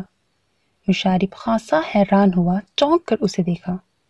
اس کی پر اعتماد چمکتی آنکھیں اگلے ہی لمحے اسے وثوق دلانے میں سرخرو ہو گئی تھیں۔ تم خوش ہو؟ مستبشرہ اس کے اس سوال پر مسکرائی۔ میری محبت خوش ہے، پھر کھنکتے ہوئے لہجے میں جواب دیا۔ اس کا جواب مشارف شاہ کے سنجیدہ چہرے پر مسکراہٹ لے آیا تھا۔ اور میری محبت میرے لیے اہم ہے، وہ مزید بولی، پھر مزید اضافہ کیا، محبت کی خوشی میں خوش ہوں۔ مشارف نے بغور اسے دیکھا، اس کی سرشاری دیدنی تھی۔ مستبشرہ، وہ کچھ سوچتے ہوئے بولا، اگر تم مجھے علی کے متعلق کچھ بتاؤ، اس کا ایڈریس، اس کا حلیہ یا کچھ بھی جو اس تک پہنچنے میں معاون ہو، میں اسے تمہارے اسلام آباد آنے سے پہلے ڈھونڈ لوں گا۔ وہ سنجیدہ تھا۔ مستبشرہ جمال کی محبت اسے بہت خاص، بہت الگ لگی تھی۔ وہ اس کی محبت کو مزید ہجر کی آگ میں جلنے سے بچانے کے لیے بولا، جبکہ مستبشرہ جمال نے یکدم نفی میں سر ہلایا۔ وہ حیران ہوا، نہیں مشارف، کیوں؟ میں زبردستی علی کی زندگی میں شامل نہیں ہونا چاہتی۔ مطلب؟ وہ کچھ نہ سمجھا۔ میں علی کے سامنے جا کر اسے مجبور نہیں کرنا چاہتی۔ 7 سال پہلے مجھے اس سے محبت نہیں تھی، میں نے اس کی محبت کی تذلیل کی تھی، اسے دھتکارا تھا، اس کے جذبات کو پاؤں تلے روند کر اپنا راستہ الگ کیا تھا۔ محبت کا احساس مجھے بعد میں ہوا۔ تمام ملال اپنی جگہ، محبت اپنی جگہ۔ 7 سال کا عرصہ بہت طویل اور کٹھن ہوتا ہے۔ میں کچھ نہیں جانتی میرے دیے زخموں نے اسے اذیت دی ہے یا اس کے لیے سوچ کے نئے دربا کیے ہوں گے۔ میرے لیے اس کی محبت بھی ادھورا سوال ہے، ادھورے سوال کا ادھورا جواب میری مات ہے۔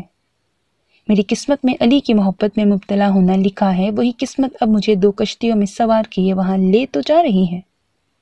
میں وہاں جا بھی رہی ہوں، لیکن میں علی کو کسی آزمائش میں نہیں ڈالوں گی۔ اگر مجھے اس کی محبت میں پہلی سی हिद्दत ना मिली तो अपनी मोहब्बत को दिल में दफन करके लौट आऊंगी। मैं अपनी वजह से एक बार फिर उसे कर्ब में नहीं धकेलना चाहती। वो नाक की सीट में देखती हुई अंदर उलझती सोचों को जबान दे गई। वो सोचें जो सैयद जमाल शाह के फैसले के बाद उसे खुश देखकर उसे मुस्तरिब किए अंदर ही अंदर उलझाए जा रही थीं। तुम्हें लगता है कि अली अब तुमसे मोहब्बत नहीं करता होगा? उसे सुनने के बाद मुशारिफ शाह यही पूछ सकता था। मैं नहीं जानती। जो मोहब्बत उसे तुम्हारे दिल का मस्कन बना गई है वो फना नहीं हो सकती। सब जानने के बाद मेरा दिल तो ये कह रहा है, जबकि वो वसूख से बोला। मुस्तबशरा के लबों पर मुस्कुराहट बिखर गई, जो अगले ही पल किसी ख्याल के तहत मध्यम हो गई। क्या हुआ?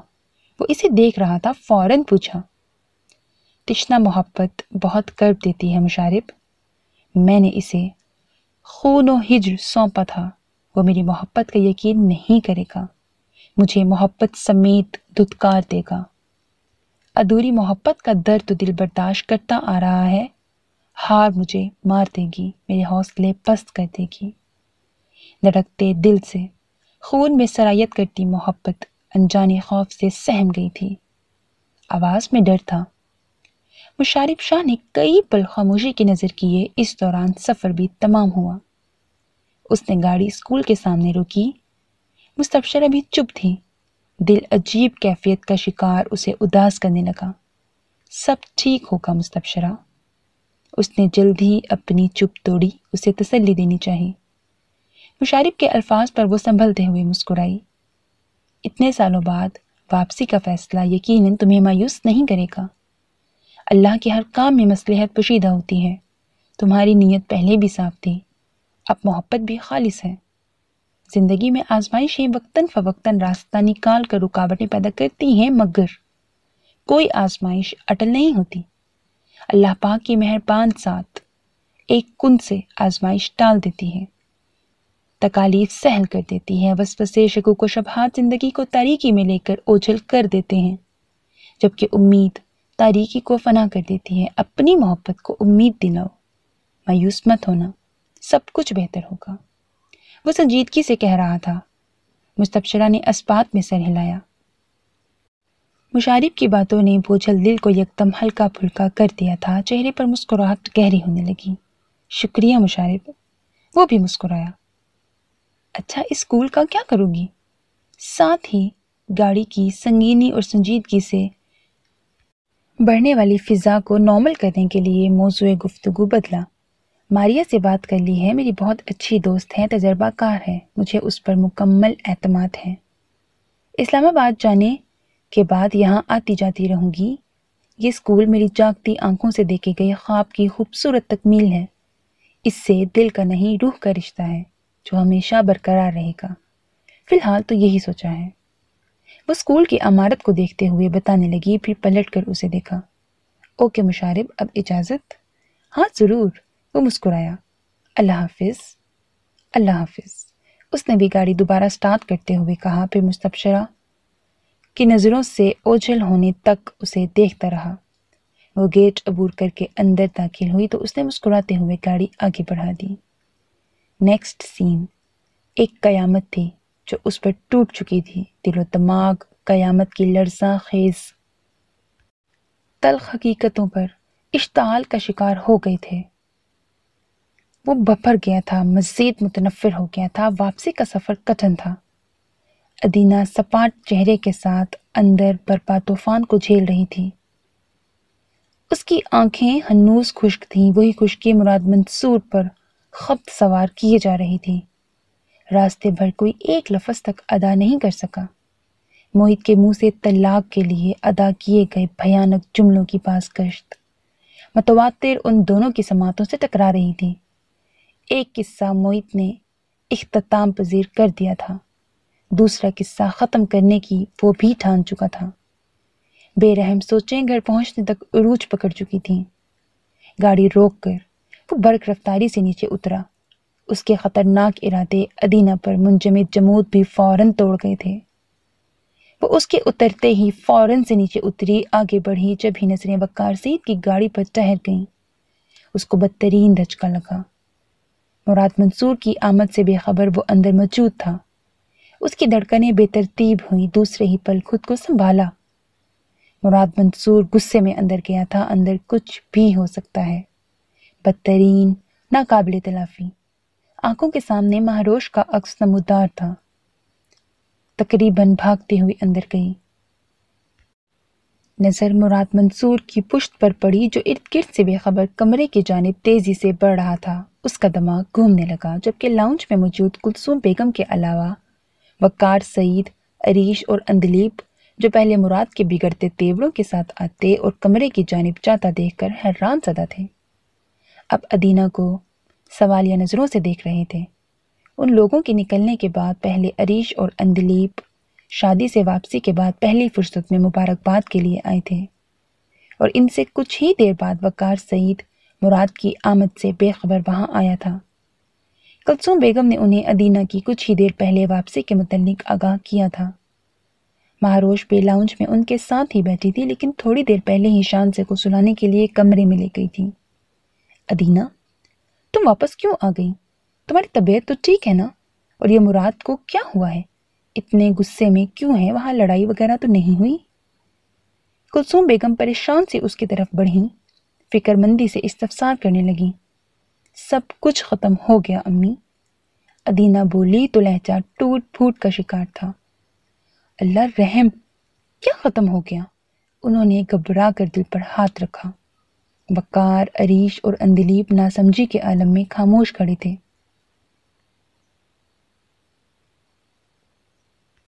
میں بتاتا ہوں۔ اسی وقت مراد کمرے سے باہر آیا، آواز تیز اور لہجہ ترش تھا۔ دائیں ہاتھ کی مضبوط گرفت سے مہروش کا بازو تھامے وہ اس کو کھینچ کر کمرے سے باہر نکال رہا تھا۔ آواز کے تعاقب میں بصارت سے ٹکراتا منظر وہاں موجود ہر ایک فرد کو سکتے میں ڈال گیا تھا، جبکہ مہروش اس اچانک افتا پر سنبھلنے میں ناکام، مضبوط گرفت سے بازو میں اٹھتے درد کی شدت کو نظر انداز کرتی مراد منصور کو حیرت و نفرت سے دیکھ رہی تھی۔ معید نے ادینہ کو طلاق دے دی ہے۔ بہن کی بربادی کا کرب غصے کے خوف سے دبک کر بیٹھ گیا تھا۔ ماں کو بتاتے ہوئے اس کی نظر باری باری سب پر پڑی، مگر مہروش کے بعد وقار سعید پر قہر آلود نظر ٹھہر گئی تھی۔ اس کا ضبط تمام ہوا تھا۔ نفرت و انتقام کا لاوا اس کے تن بدن کو جلا گیا تھا۔ معید نے میرے سامنے ادینہ کو طلاق دی، اور یہ سب اس ذلیل انسان کی وجہ سے ادینہ کے ساتھ ہوا۔ میں اس گھٹیا انسان کی زندگی برباد کر دوں گا، اس کی بہن کو تباہ کر دوں گا، اس کے سامنے اس کی بہن کو طلاق دوں گا، اپنی بہن کے ہر دکھ کا بدلہ لوں گا۔ وہ اندر کا زہر بلاخر باہر نکال لایا تھا۔ غصے و نفرت سے پھنکارتے ہوئے وہ ایک ایک لفظ چلا کر ادا کرتا مہروش کے بازو کو جھنجھوڑنے لگا۔ ادینہ کی طلاق کی خبر جہاں کلثوم بیگم سمیت سب کو ہلا کر رکھ گئی تھی، وہیں مراد منصور کی باتیں تناؤ بڑھا گئیں۔ مراد کی سفاکیت، مہروش کے ساتھ سنگین رد عمل، طلاق کی دھمکی اور ادینہ کی بربادی کے ساتھ اپنا نام منسوب ہونا وقار سعید کے پیروں تلے سے گویا زمین سرک گئی تھی، جبکہ اسی لمحے مہروش پر نظر پڑتے ہی وہ بھی ضبط کھو بیٹھا تھا۔ مراد منصور کا وحشی روپ اسے بدحواس کر گیا تھا۔ وہ مزید ایک لمحہ ضائع کیے بنا آگے بڑھا اور مہروش کے بازو کو اس کی گرفت سے آزاد کراتے ہوئے اسے زوردار دھکا دیا۔ دھکے کی شدت مراد منصور کے قدموں کو لڑکھڑانے پر مجبور کر گئی تھی۔ گھٹیا انسان، وہ بمشکل خود کو سنبھالتا اس کی جانب مڑا۔ خبردار، جو ماہی کو ہاتھ لگایا جان سے مار دوں گا، وقار اسی شدت سے چلایا۔ ہاتھ لگا کر تو دیکھو، دونوں بہن بھائیوں کو اوقات یاد دلا دوں گا۔ وہ بھی گرایا۔ یا اللہ مدد، خدا کا واسطہ ہے، تم دونوں کو کیوں مرنے مارنے کی بات کر رہے ہو؟ کلثوم بیگم کا دل کانپنے لگا، دونوں کے سامنے ہاتھ جوڑنے لگی۔ ادینہ الگ ہی کیفیت سے دو چار سب کو آنکھیں پھاڑے دیکھ رہی تھی، جبکہ عریش اور اندلیب اچانک سنگین ہوتی صورتحال میں بے بس تماشائی سے زیادہ کچھ نہ تھے۔ نفرت کرتا ہوں میں تم سے، تمہاری بہن سے، گھٹیا انسان، ذلیل، تمہارے ایک انکار نے آج میری بہن کی زندگی اجاڑ دی ہے۔ 7 سال میں نے تمہاری بہن کی زندگی عذاب کی مگر مجھے سکون نہیں ملا۔ تم سے نفرت کم نہیں ہوئی مگر آج میں ہر حساب برابر کروں گا۔ ادینہ کی بربادی کا بدلہ تمہاری بہن کو مکمل طور پر برباد کر کے لوں گا۔ آج تک اس نے تمہیں بلکہ کسی کو بھی اپنی بربادی کا نہیں بتایا۔ میرا دیا ہر زخم چپ چاپ برداشت کرتی رہی مگر آج کے بعد چیخ چیخ کر تمہیں اپنی تباہی کا ذمہ دار ٹھہرائے گی۔ 7 سالوں کے دکھ کو زبان دے گی، تمہیں بددعا دے گی۔ سارے فساد کی جڑ تم ہو۔ اب ساری عمر پچھتاتے رہنا، افسوس کرنا۔ ماں کے جڑے ہاتھوں کی پرواہ کیے بغیر وہ اپنے دل کا غبار نکال رہا تھا۔ اس کا ایک ایک لفظ وقار سعید کے دماغ پر کوڑے برسا رہا تھا۔ مہاروش کی زندگی کی تکلیف دہ حقیقت اور زندگی کا تخلیق دہ رخ بھیانک سچ بن کر اس کے سامنے آیا تھا۔ حقیقت کا ادراک بھیانک تھا۔ بعد ادینہ کی طلاق کے غم سے آگے بڑھ کر پرانے زخم کریدنے میں محو ہو چکی تھی۔ زخموں سے خون رسنے لگا۔ مراد منصور کی باتیں ماہی کے درد و ضبط کی کہانی بیان کر گئیں۔ عریش اور اندلیب ششدر رہ گئے۔ ادینہ اپنا دکھ بھول کر مراد کے غصے سے خائف، انتہائی فیصلے سے خوف کھا گئی۔ وہ آگے بڑھ کر اسے روکنا چاہ رہی تھی مگر اسے لگا جیسے اس کے ٹانگوں میں سکت باقی ہی نہ رہی۔ وہ ایک قدم آگے نہ بڑھا سکی جبکہ وقار سعید تڑپ اٹھا۔ وہ مہاروش کے سامنے ڈھال بن کر کھڑا ہوتے ہوئے کروفر سے مراد منصور کو دیکھنے لگا۔ دونوں کی آنکھوں میں نفرت ابل رہی تھی۔ دونوں کا دل آندھیوں کی زد میں آ گیا تھا۔ میری بہن آج اس مقام پر تمہاری وجہ سے پہنچی ہے۔ تمہاری وجہ سے ہی آج میں تمہاری بہن کو تمہارے کیے کی سزا دوں گا۔ وہ ازیانی انداز میں مزید چلایا۔ ماہی سر جھکا گئی۔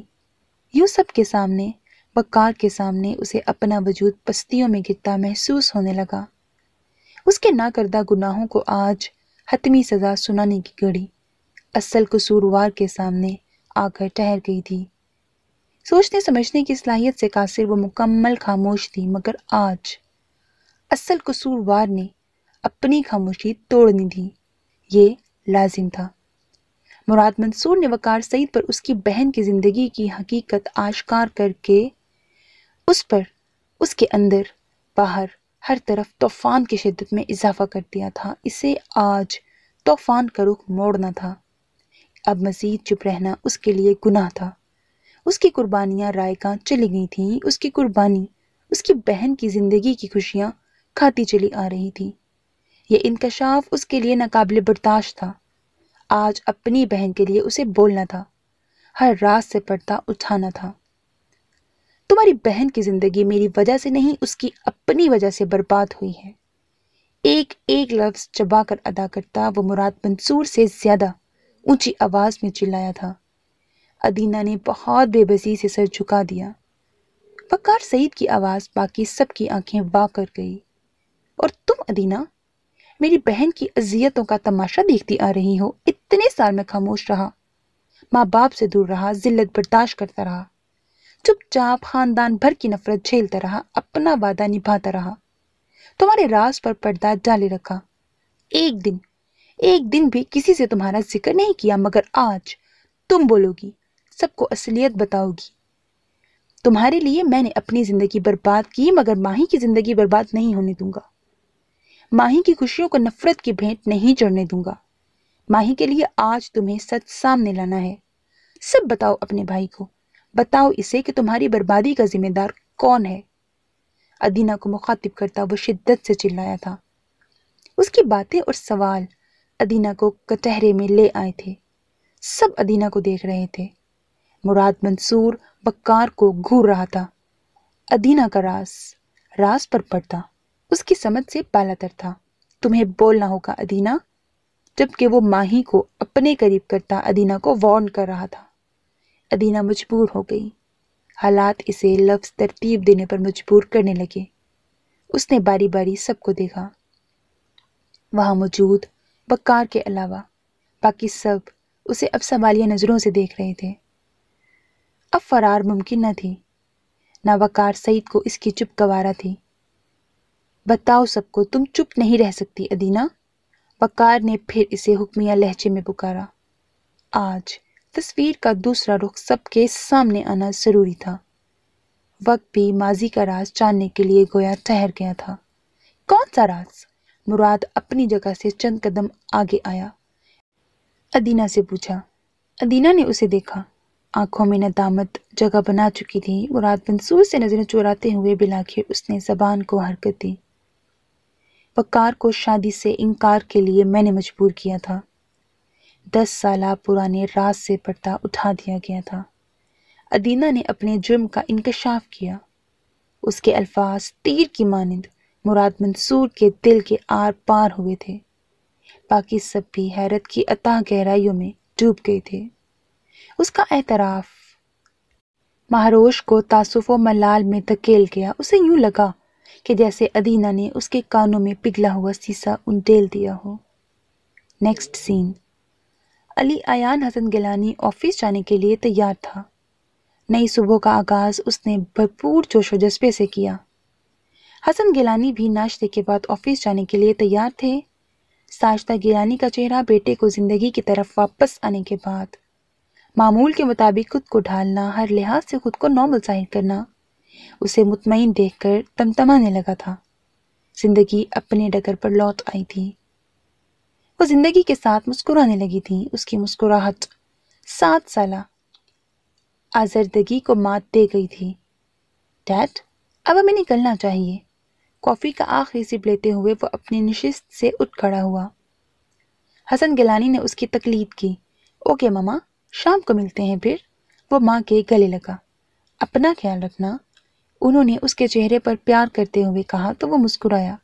آپ بھی، محبت بھرے 2 الفاظ ان کے گوش گزارے۔ حسن گیلانی اس کے منتظر کھڑے تھے۔ وہ اجازت لے کر ان کے ساتھ باہر نکل آیا۔ کل رات افریشم سے بات کرنے کے بعد اس کی راہیں ہموار ہو گئیں۔ اس سے منزل واضح نظر آ گئی تھی۔ کسی بھی قسم کی الجھن کو اپنے اندر جگہ دے کر وہ بالکل بھی بھٹکنا نہیں چاہتا تھا۔ واپسی کی کٹھن آزمائشوں کے بعد بالکل بھی نہیں۔ ادھوری محبت کی اب اس کی زندگی میں کوئی جگہ باقی نہیں رہی تھی۔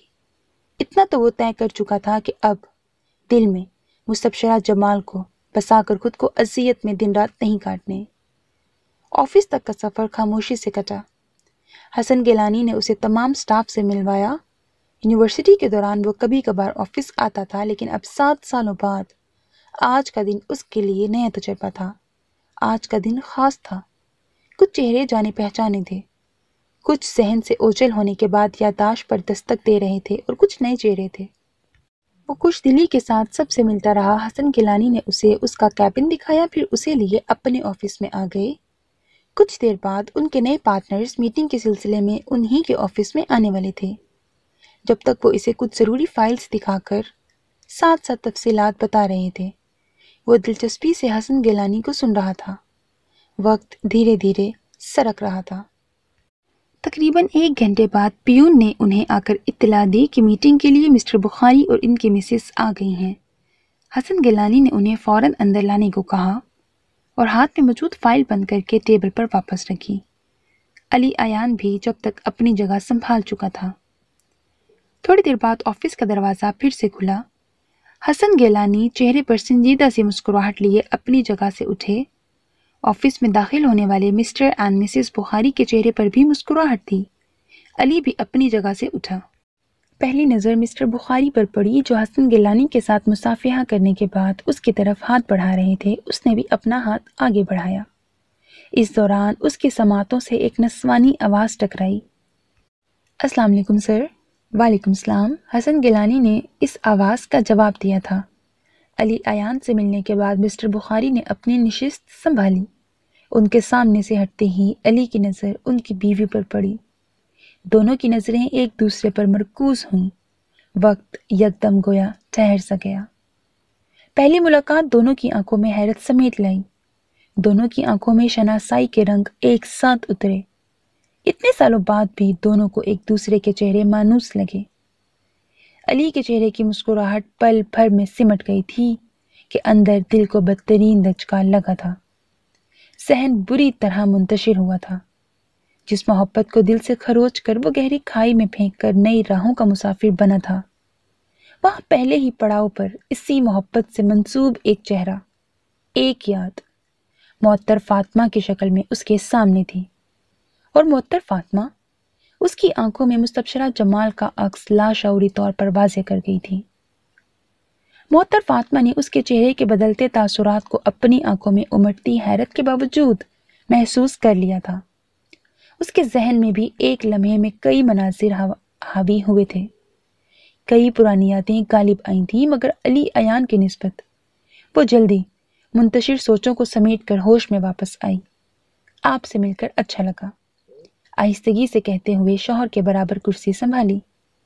علی ایان نے خاموشی سے بیٹھنے پر اکتفا کیا۔ علی بیٹا، یہ ہیں مسٹر شایان بخاری اور ان کے مسز معطر فاطمہ، اور یہ میرا اکلوتا بیٹا علی ایان حسن گیلانی۔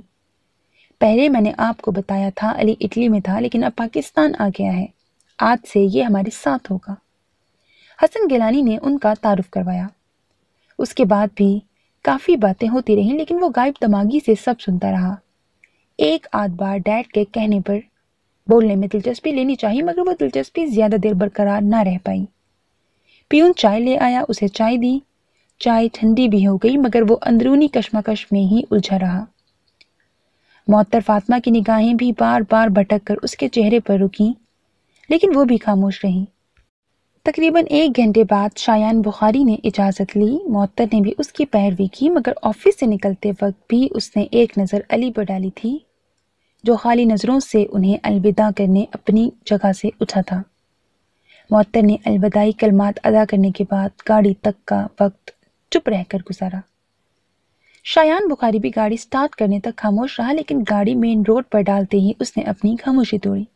معطر جی، تمہیں علی سے مل کر کچھ عجیب نہیں لگا؟ مطلب یہ کہ بہت خاموش ہے۔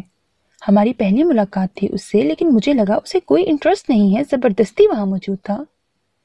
تمام وقت علی کو دیکھ کر شایان نے جو قیاس لگایا تھا وہ معطر کے گوش گزارا، جسے سننے کے بعد اس نے بات مخفی رکھنے کے بجائے شایان کو بتانا مناسب سمجھا۔ میں اس کی خاموشی کی وجہ جانتی ہوں، سنجیدگی سے کہا۔ وجہ؟ وہ حیران ہوا۔ اس کی خاموشی کی وجہ میں ہوں، اس نے بتایا۔ تم کیسے؟ وہ حد درجے چونکا۔ آپ کو یاد ہے میں نے ایک مرتبہ آپ کو اپنی دوست مستبشرہ کے متعلق بتایا تھا؟ معطر نے سوالیہ اسے دیکھتے ہوئے تصدیق چاہی، جس پر اس نے قدرے سوچتے ہوئے اسبات میں سر ہلایا۔ شادی کے کچھ ماہ بعد ایک دن وہ چپ چاپ اداس بیٹھی تھی۔ شایان نے اس سے وجہ پوچھی تو جواباً اس نے تینوں دوستوں کا ذکر کیا تھا۔ عدن سے 1-2 بار بات کرنے کے علاوہ پھر کبھی ان تینوں سے اس کا رابطہ نہیں ہوا تھا۔ اداسی دور کرنے کے لیے وہ شایان سے تینوں کی باتیں کرتی رہی۔ اس دن کے بعد بھی کبھی ان کی یاد آتی تو شایان سے ذکر کرتی رہتی۔ علی مستبشرہ سے بہت محبت کرتا تھا، معطر نے کہتے ہوئے باقی کی تمام باتیں بھی اسے بتائیں۔ شایان نے اسے بغور سنا، یہ انکشاف اسے دلچسپ لگا۔ مستبشرہ نے پھر اس دن کے بعد کسی سے بھی رابطہ نہیں کیا۔ آج اتنے سالوں بعد علی اچانک مجھے دیکھ کر کچھ نہیں کہہ سکا۔ میں خود عجیب کشمکش کا شکار ہوں۔ علی کو دیکھ کر میرا دل بے چین ہو گیا ہے۔ مجھے یقین ہے وہ آج بھی مستبشرہ کو نہیں بھولا، وہ بہت محبت کرتا تھا مستبشرہ سے۔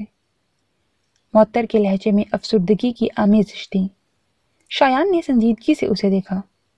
مستبشرہ نے کسی سے رابطہ کیوں نہیں کیا؟ مجھے نہیں پتا، اور ہمارے پاس اس کا نیا نمبر نہیں ہے۔ اس نے کہا تھا وہ خود رابطہ کرے گی۔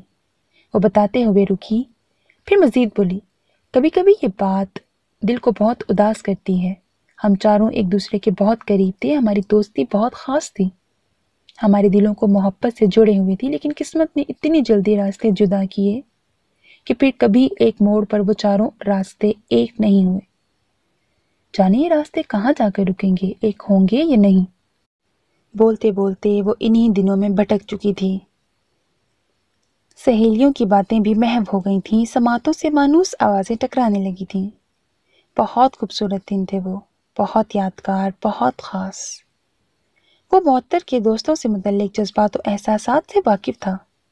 معطر ہمیشہ دوستوں کو پرکیف لہجے میں یاد کرتی تھی۔ آنکھیں اداسی کے باوجود چمک جاتی تھیں۔ تو ان سے رابطے کی کوئی راہ نہیں ہے؟ معطر سے پوچھتے ہوئے وہ سامنے دیکھنے لگا۔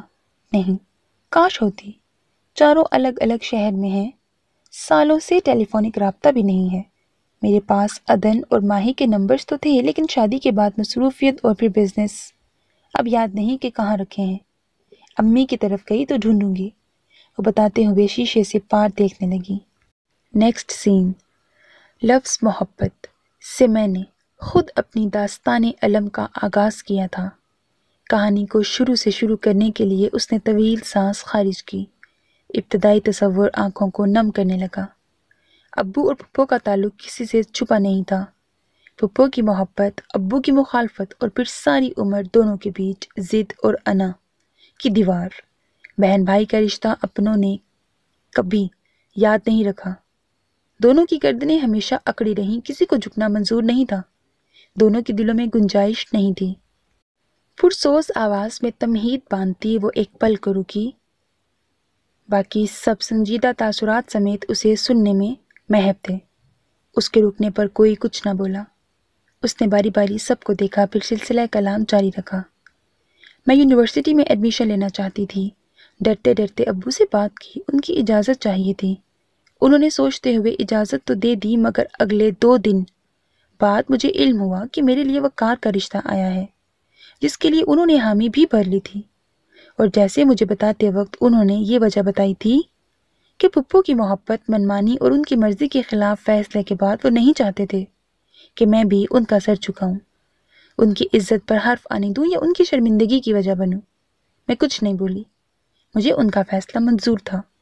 مجھے ان کی اجازت نے سرشار کر دیا۔ میں نے سوچ لیا تھا کہ انہیں کبھی مایوس نہیں کروں گی۔ میں پرعزم تھی، میرے ارادے مضبوط تھے، لیکن نہیں، زندگی کی راہ آسان نہیں ہوتی۔ قسمت کے فیصلے سوچ کے تابع نہیں ہوتے۔ دماغ کے بنائے گئے منصوبے ہر بار کامیاب نہیں ہوتے۔ مضبوط سے مضبوط ارادے بھی خاردار ہو جاتے ہیں۔ محبت دل کو بے اختیار کر دیتی ہے، دل دماغ کو بھی مات دے دیتا ہے۔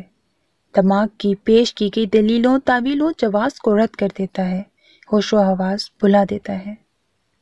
میرا دل بھی بے اختیار ہو گیا۔ میں نے احتجاج نہ کیا، گونگی بن گئی، بہری ہو گئی۔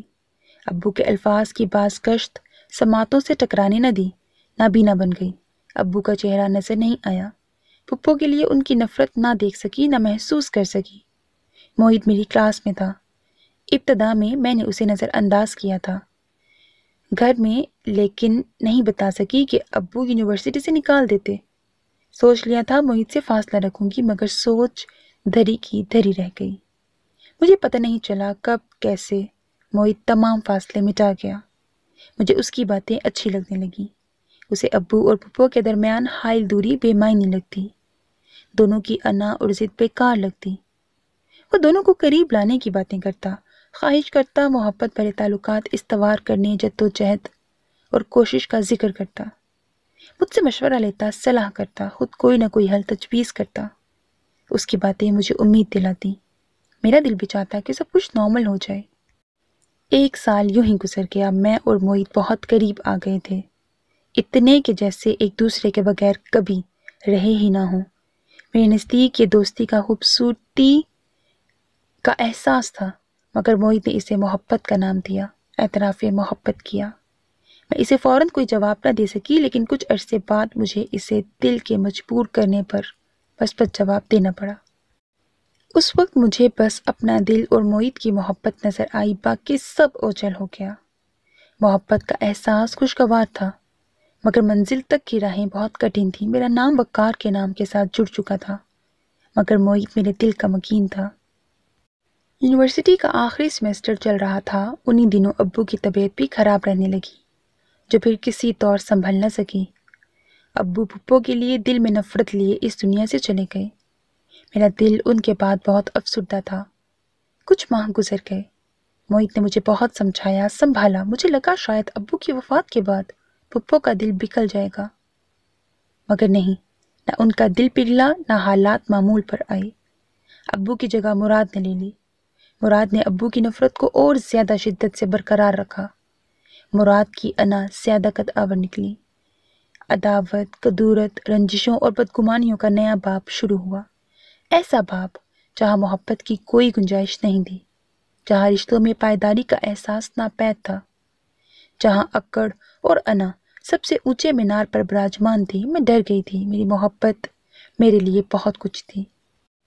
معید نے ایک ایک پل اپنے ساتھ کی مکمل یقین دہانی کروائی تھی، مگر میں نہیں چاہتی تھی کہ جس طرح پھپھو کی محبت نے ابو کو بدگمان کیا، انہیں ساری عمر نفرت کرنے پر مجبور کیا، اسی طرح مراد بھی مجھ سے نفرت کرے۔ مجھے مراد کی نفرت نہیں چاہیے تھی۔ میں مراد کی نظروں میں اپنے لیے غصہ نہیں دیکھنا چاہتی تھی، مگر میں معید کے بغیر بھی رہنا نہیں چاہتی تھی۔ ہم دونوں پریشان تھے۔ پھر یونی کے فوراً بعد میری اور وقار کی شادی کی ڈیٹ فکس کر دی گئی۔ سب تیاریوں میں مگن تھے، مگر میں محبت سے دست برتار ہو کر سمجھوتے کی زندگی گزارنے کی سوچ ہر وقت مجھے پریشان رکھتی۔ معید الگ پریشان تھا۔ ہم دونوں جانتے تھے کہ ہمارا رشتہ باہمی رضامندی سے کبھی استوار نہیں ہو سکتا۔ مراد اور پھپھو کے دل میں نفرت جڑیں مضبوط تھیں۔ معید نے مجھے مشورہ دیا، ہم بھاگ کر شادی نہیں کرنا چاہتے تھے، نہ ساری عمر باقی رشتوں سے خیانت کرنا چاہتے تھے۔ میں اور معید پھر مجبوراً وقار کے پاس گئے، تمام وجوہات اور اپنی محبت اس کے سامنے رکھی، اپنی محبت کی بقا کے لیے بھیک مانگی۔ وقار ہماری خاطر، ہماری محبت کی خاطر مجبوراً مان گیا۔ اس نے سلسلہ کلام ایک بار منقطع کیا، ایک ایک لفظ ماضی کے واقعات اداسی میں لپیٹ کر پیش کیے۔ وہ ہماری خود غرضی کی انتہا تھی جب ہم نے وقار سے اپنا نام مخفی رکھنے کے لیے درخواست کی تھی، اور وقار مان گیا تھا۔ وقار نے وعدہ کیا کہ وہ میرا نام کبھی اپنی زبان پر نہیں لائے گا۔ ہم خوش ہو گئے، دل مطمئن تھے۔ معید نے بھی مکمل یقین دلایا کہ یہ راز ہمیشہ راز رہے گا، جس پر وہ قائم بھی رہا۔ وقار کے انکار کے بعد معید سے شادی سب کے سامنے ہوئی، مگر وہ شادی آزمائشوں کی سیڑھی پر پہلا قدم تھا۔ ہم دونوں خوش تھے، زندگی خوبصورت لگنے لگی تھی، مگر ہماری خوشیوں کی مدت بہت مختصر تھی۔ پھپھو نے مجھے قبول نہیں کیا، معید سے ناراض ہو گئی۔ مجھے اپنے گھر میں دیکھ کر ان کے زخم تازہ ہو گئے تھے، نئے سرے سے رسنے لگے تھے۔ ابو کا کہا ایک ایک لفظ نفرت اور مرتے دم تک قطع تعلقی انہیں اذیت دیتی رہی، اور وہی اذیت انہوں نے میرا مقدر بنا دی۔ ادینہ ایک ایک بات بتاتی چلی گئی۔ اصل مسائل کا آغاز 1-2 سال میں باقاعدگی سے ہوا۔ معید مالی لحاظ سے مستحکم نہیں ہو پا رہا تھا، جس کے لیے پھپھو نے میری سات کو وجہ بنایا، مجھے منحوس کہا، معید کی زندگی میں نحوست کا ذمہ دار ٹھہرایا۔ معید ان کی باتیں نظر انداز کرنے کی کوشش کرتا، مگر مسلسل ناکامیاں اس کے حوصلے پست کر گئیں۔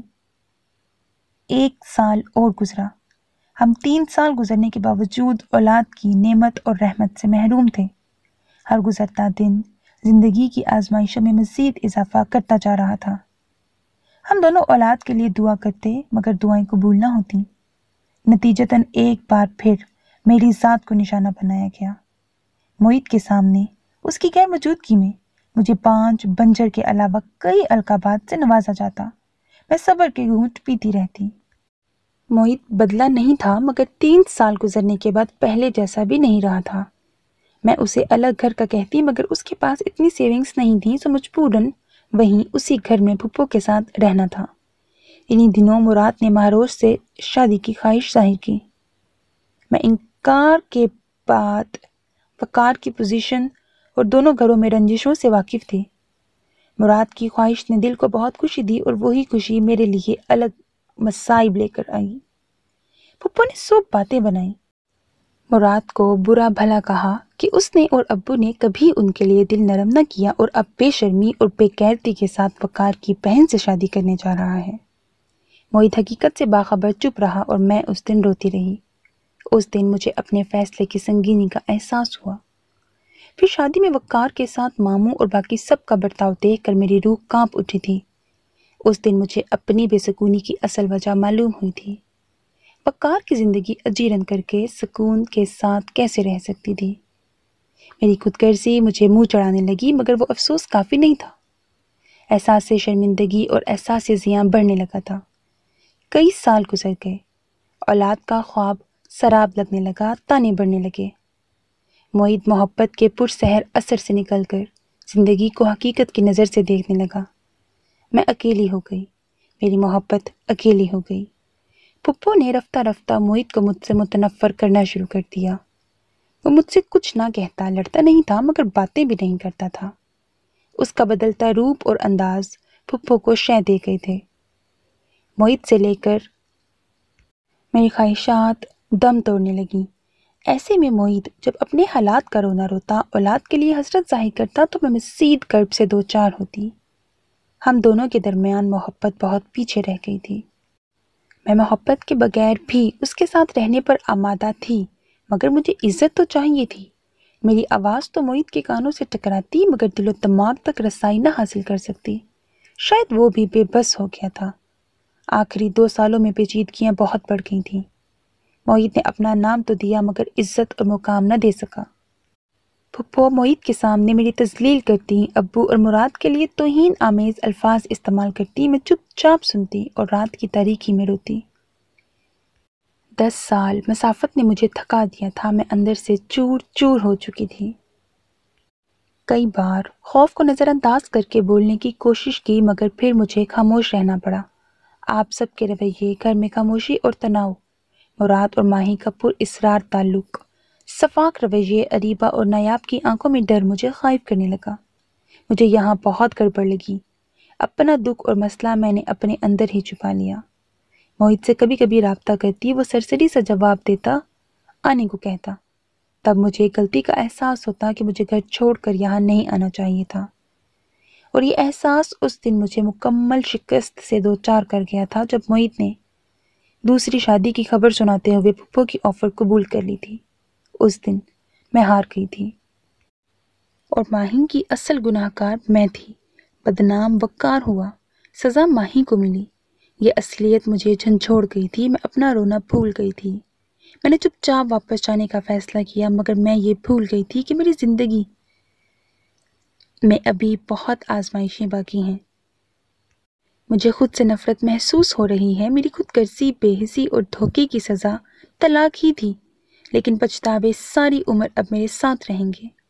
مجھ میں اتنا حوصلہ بھی نہیں رہا کہ میں آپ سے معافی مانگوں۔ میں معافی کے قابل ہی نہیں ہوں۔ میں نفرت، صرف اور صرف نفرت کے لائق ہوں۔ یہی میری سزا ہے۔ سوچوں کا قافلہ ماضی کی غلطی، اذیت، ملال کی داستان کو پیشانی کی پوشاک اوڑھائے حال میں واپس آیا۔ آنسوؤں کا ریلا اس کی آنکھوں سے رواں تھا۔ اصلیت سیاق و سباق کے ساتھ سامنے ہر منظر واضح کر گئی تھی۔ اس کی کہانی انجام پذیر ہو گئی تھی۔ اس کی سزا و جزا کا قصہ بھی تمام ہو چکا تھا۔ سب کی آنکھیں اس پر جمی تھی، زبان سب کی گنگ تھی۔ ماحول میں تلخی بڑھتی گئی۔ آج سب کے سامنے رو رہی تھی، اپنے کیے پر پچھتا رہی تھی۔ چٹاخ! اچانک فضا میں ارتعاش پیدا ہوا۔ آواز نے خاموشی کو توڑ دیا۔ مراد منصور ضبط کی آخری حدوں سے گزرتا آگے بڑھا تھا۔ اس کا دایاں ہاتھ پوری شدت سے ادینہ کے چہرے کو لال کر گیا تھا۔ آواز سے سبھی کی حیرت کا جمود ٹوٹا۔ وقار ماہی کو گلے لگائے کھڑا تھا۔ عریش نے ادینہ کے سامنے آتے ہوئے مراد کا ہاتھ روکا۔ پلیز مراد! اندلیب ادینہ کی طرف بڑھی، جبکہ کلثوم بیگم اپنی جگہ ساکت و جامد کھڑی تھی۔ آج جو ان کی سماعتوں نے سنا تھا، وہ ان کے پیروں تلے زمین سرکا گیا تھا۔ ان کی نظریں جھکی ہوئی تھیں۔ عریش کے سامنے آتے ہی مراد نے بمشکل خود کو روکا، ایک نظر ماں کو دیکھا، پھر اگلے ہی لمحے لمبے لمبے ڈگ بھرتا گھر سے باہر نکل گیا۔ باقی سب فوراً کچھ بھی کہنے سے قاصر تھے۔ فضا ایک بار پھر اداس خاموشی کی زد میں آ گئی تھی۔ نیکسٹ سین، آزمائش مضبوط ارادے کی طرح کڑا امتحان بنتے ہوئے اس کے سامنے آن کھڑی تھی۔ اس کا سر چکرانے لگا تھا، دل مچلنے لگا تھا۔ معطر فاطمہ کا غیر متوقع طور پر سامنے آنا بکھری یادوں کو سمیٹنے کا بہانہ بن گیا تھا۔ وہ دشمن جاں کی دوست تھی، دل و دماغ اسے اکساتے رہے، مستبشرہ جمال کے متعلق سوال کرنے پر آمادہ کرنے میں مگن رہے۔ اس کا دل جاننا چاہتا تھا، معطر فاطمہ کے ذریعے مستبشرہ کی دل کی کیفیت جاننا چاہتا تھا۔ آنکھوں میں امید کی لہر نے انگڑائی لی۔ زبردستی سلائے گئے احساسات و جذبات بیدار ہو گئے۔ آخری سانس لیتی محبت کو گویا زندگی کی نوید مل گئی تھی، لیکن وہ ایک لفظ بھی زبان پر نہ لا سکا۔ چاہنے کے باوجود وہ مستبشرہ جمال کا ذکر نہیں کر سکا تھا۔ معطر فاطمہ سے نہیں پوچھ سکا کہ مستبشرہ جمال اس کی محبت کو ٹھکرانے کے بعد اب کس حال میں ہے، اس کا پتھر دل موم ہوا کہ نہیں، علی کے ساتھ محبت کا ناٹک رچانے کے بعد اسے پانے کی سنگینی کا احساس ہوا کہ نہیں، کبھی اس نے علی کی محبت کی سچائی کا اعتراف کیا کہ نہیں، اس کی زندگی میں ہلچل مچی یا وہ مکمل پرسکون ہے؟ محبت نے اس کے دل پر دستک دے کر در کھلوائے یا اس کے دل کے راستے اب بھی بند ہیں؟ گزرے 7 سالوں نے اس کی زندگی کو ماضی کا پابند رکھا یا وہ حال میں مطمئن مستقبل کا ہی سوچتی ہے؟ وہ ایک سوال بھی نہ پوچھ سکا، دل تڑپتا رہا، اس نے دل کو تڑپنے دیا۔ کافی وقت گزر گیا، وہ اپنے کیبن میں چلا آیا، طبیعت بوجھل ہونے لگی تھی۔ صبح وہ جس جذبے سے آفس آیا تھا سب ماند پڑ گیا تھا۔ اسے حلق میں چبھن محسوس ہونے لگی تو گلاس میں پانی انڈیل کر حلق تر کیا۔ پانی کی ٹھنڈک نے دماغ کی حدت میں کمی بھی کی۔ اندر برپا طوفان تھمنے لگا، جبھی سماعتوں سے واضح الفاظ ٹکرانے لگے۔ اس نے مکمل توجہ سے آواز سنی، پیچھے پلٹ کر دیکھنے کی غلطی مت کرنا، اپنے حقیقی رشتوں کے چہروں کو غور سے دیکھو، ان کی خوشی کی وجہ تم ہو، تمہارا کرب انہیں بھی مات دے سکتا ہے، تم بھی زخمی ہوگے اور ماما ڈیڈ کی روح بھی تڑپے گی۔ روح پر یادوں کو حاوی مت ہونے دو علی، یادیں سراب کی طرف لے جائیں گی، سانسوں کو عذاب لمحوں میں دھکیل دیں گی۔ تمہاری محبت یک طرفہ تھی، تمہارے جذبات مستبشرہ کے لیے کوئی اہمیت نہیں رکھتے تھے۔ سوچوں کو بھٹکنے سے روک لو، دل کو ڈپٹ کر آئینہ دکھاؤ۔ تم مستبشرہ کے دل میں کبھی کوئی جگہ نہیں رکھتے تھے، اس کی زندگی میں تمہاری کوئی جگہ نہیں تھی، اب بھی نہیں ہوگی۔ اس نے کبھی تم سے محبت نہیں کی تھی، تمہاری محبت اس کے نزدیک محض ایک مذاق اور وقت گزاری کا بہانہ تھی۔ اب اگر تم نے اس کی طرف بڑھنا چاہا تو اس کی سفاکیت تمہیں مکمل طور پر تباہ کر دے گی، تم کبھی نہیں سنبھل پاؤ گے۔ واپسی مت جانا، مستبشرہ کے خیال کو رد کر دو، وہ تم سے محبت نہیں کرتی، اسے سوچنا چھوڑ دو۔ آواز اندر سے ابھری تھی، آواز میں شدت تھی، لہجہ تحکم بھرا تھا۔ وہ آواز کو سماعتوں سے ٹکرانے سے روک نہ سکا، الفاظ کی حقیقت کو جھٹلا نہ سکا۔ حقیقت دل کو ناگوار گزری مگر دماغ سنبھل گیا۔ اس نے حقیقت کا کڑوا گھونٹ فوراً حلق سے نیچے اتارا، دل کو جذبات سمیت نظر انداز کیا۔ نہیں، اب نہیں، بالکل بھی نہیں۔ وہ سر نفی میں ہلانے لگا۔ میں اس کا نام کبھی زبان پر نہیں لاؤں گا، 2 ٹوک الفاظ میں بولا، ایک ہاتھ سختی سے بالوں میں پھیرا۔ وہ میری محبت کے لائق نہیں ہے۔ خود کو قائل کرنا چاہا، میری محبت اس کے تعاقب میں بے مول نہیں ہوگی، وہ محبت کے قابل ہی نہیں ہے۔ اس نے میری محبت کی نفی کی، میری محبت کی تذلیل، مگر اب نہیں۔ میں محبت کو اب مجبور نہیں ہونے دوں گا، میں اس کا نام تک نہیں لوں گا۔ اب اس کی میری زندگی میں کوئی جگہ نہیں، میں اسے دل میں مزید نہیں بسا سکتا۔ لب و لہجہ اٹل ہو گیا، وہ سنبھل گیا تھا۔ وہ کبھی معطر سے مستبشرہ کے بارے میں نہیں پوچھے گا، اپنے دل کو وہ قابو کر چکا تھا۔ فوراً سے پہلے موبائل جیب سے نکالا اور اگلے ہی لمحے انگلیاں تیزی سے حرکت کرنے لگیں۔ افریشم، کیا تم میرے لیے آ سکتی ہو؟ میسج ٹائپ کرتے ہی اس نے سینڈ کا بٹن دبایا۔ افریشم سے کیا گیا سوال اور اس کا متوقع مثبت جواب ہی اسے کشمکش سے نکال سکتا تھا۔ وہ اب اس موڑ پر الجھنا نہیں چاہتا تھا، اپنے فیصلے پر اسے قائم رہنا تھا۔ افریشم کے ساتھ نئی زندگی کا آغاز کرنے، نئے راستوں کا چناؤ کرنا تھا، جہاں صرف آسودہ فضائیں، راحتوں بھری پرسکون ٹھنڈی چھاؤں مہیا کرنے بہاروں کے سنگ اس کے منتظر تھے۔ مگر اس سے پہلے دل سے محبت کو کھڑوچ کر نکال باہر پھینکنا ضروری تھا۔ مستبشرہ جمال کا نام ہمیشہ کے لیے مٹانا ضروری تھا۔ موبائل جیب میں واپس رکھتا وہ پورے عزم کے ساتھ اسی کام میں منہمک ہو چکا تھا۔ نیکسٹ سین۔ وقار سعید کو اپنی باہوں میں ماہی کا وجود بے جان ہوتا محسوس ہوا۔ شک دور کرنے کے لیے اس نے ماہی کے گال تھپتھپائے، مگر باوجود کوشش کے وہ بند ہوتی آنکھوں کو کھولنے میں ناکام تھی۔ اس کا دل لرز گیا۔ ماہی، کیا ہو رہا ہے تمہیں؟ وہ فوراً چلایا۔ اس کی آواز پر سب متوجہ ہوئے۔ وہ بے حس و حرکت وقار کی باہوں میں جھول گئی تھی۔ کلثوم بیگم کا دل دہل گیا۔ سینے پر ہاتھ رکھے مہاروش کی طرف بڑھی۔ اندلیب نے بھی قدم آگے بڑھائے۔ ماہی، آنکھیں کھولو۔ وقار نے ایک بار پھر اس کے گال تپتپائے مگر اس پر کچھ اثر نہ ہوا۔ یا اللہ، میری بچی کو کچھ نہ ہو۔ کلثوم بیگم خوف زدہ ہوئی۔ دعا یا بولنی، آواز آپ دیدہ تھی۔ ادینہ بھی ندامت سمیت آگے بڑھی جبکہ وقار نے فوراً اسے دونوں بازوؤں پر اٹھایا۔ ماہی، کانپتی آواز میں پھر اس کا نام پکارا۔ میں اسے ہاسپٹل لے کے جا رہا ہوں۔ میں آپ کے ساتھ چلتا ہوں۔ عریش بھی آگے بڑھا۔ ساتھ ہی اندلیب کو دیکھا۔ اندلیب، تم یہیں رہو بچیوں کے پاس۔ اندلیب نے گھبراہٹ کے باوجود اسبات میں سر ہلایا۔ ماہی کو ایمرجنسی میں لے جایا گیا۔ کچھ ہی دیر بعد ڈاکٹر ایمرجنسی روم سے باہر آئے۔ وہ دونوں ڈاکٹر کی طرف بڑھے۔ ڈاکٹر صاحب، کیسی ہے میری بہن؟ وقار نے پریشانی سے پوچھا۔ فی الحال دواؤں کے زیر اثر ہیں، ہم نے انجیکشنز وغیرہ لگائے ہیں، زیادہ خطرے والی بات نہیں ہے، وہ جلد ہوش میں آ جائیں گی، ڈاکٹر نے پیشہ ورانہ انداز میں بتایا۔ لیکن اچانک بے ہوش ہونا؟ وقار نے قدرے مطمئن ہونے کے باوجود سوال ادھورا چھوڑا۔ وجہ آپ جانتے ہوں گے، کیونکہ پیشنٹ کے بے ہوش ہونے کی وجہ ڈپریشن اور گہرا صدمہ ہے۔ پیشنٹ کا بی پی بھی لو ہے، ڈاکٹر نے بتایا۔ پھر کچھ پل کے بعد اس سے پوچھنے لگے، آپ کے گھر میں کوئی مسئلہ چل رہا ہے؟ مسئلہ چل رہا تھا لیکن اب سب ٹھیک ہو جائے گا، وہ بولا، کیونکہ بہتری کی ایک واحد راہ وہ نکال چکا تھا۔ یہ تو اچھی بات ہے، بہرحال زیادہ پریشانی کی بات نہیں ہے۔ ان دونوں کے چہروں پر پھیکی مسکراہٹ نے احاطہ کیا۔ مراد کو کال کر کے ماہی کی طبیعت کے متعلق بتاؤں؟ ڈاکٹر کے جانے کے بعد عریش نے سوال کیا۔ وقار سعید نے فوراً نفی میں سر ہلایا۔ نہیں، اب ماہی کے ساتھ اس کا کوئی واسطہ نہیں ہوگا۔ جتنا کھیل اس نے کھیل کر بدلہ لینا تھا، ماہی کو اذیت دینی تھی، وہ دے چکا ہے، اب مزید نہیں۔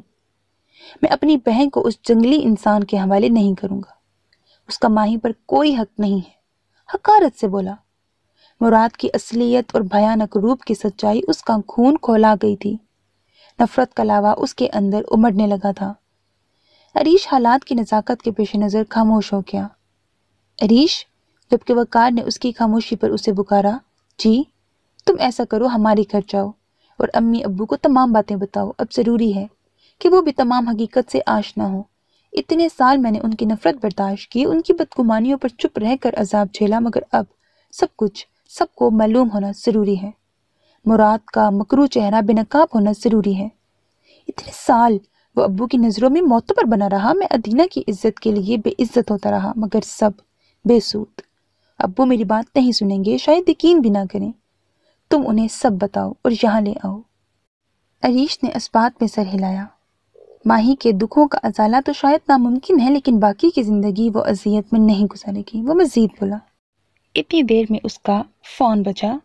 کلثوم بیگم کے گھر کا نمبر تھا۔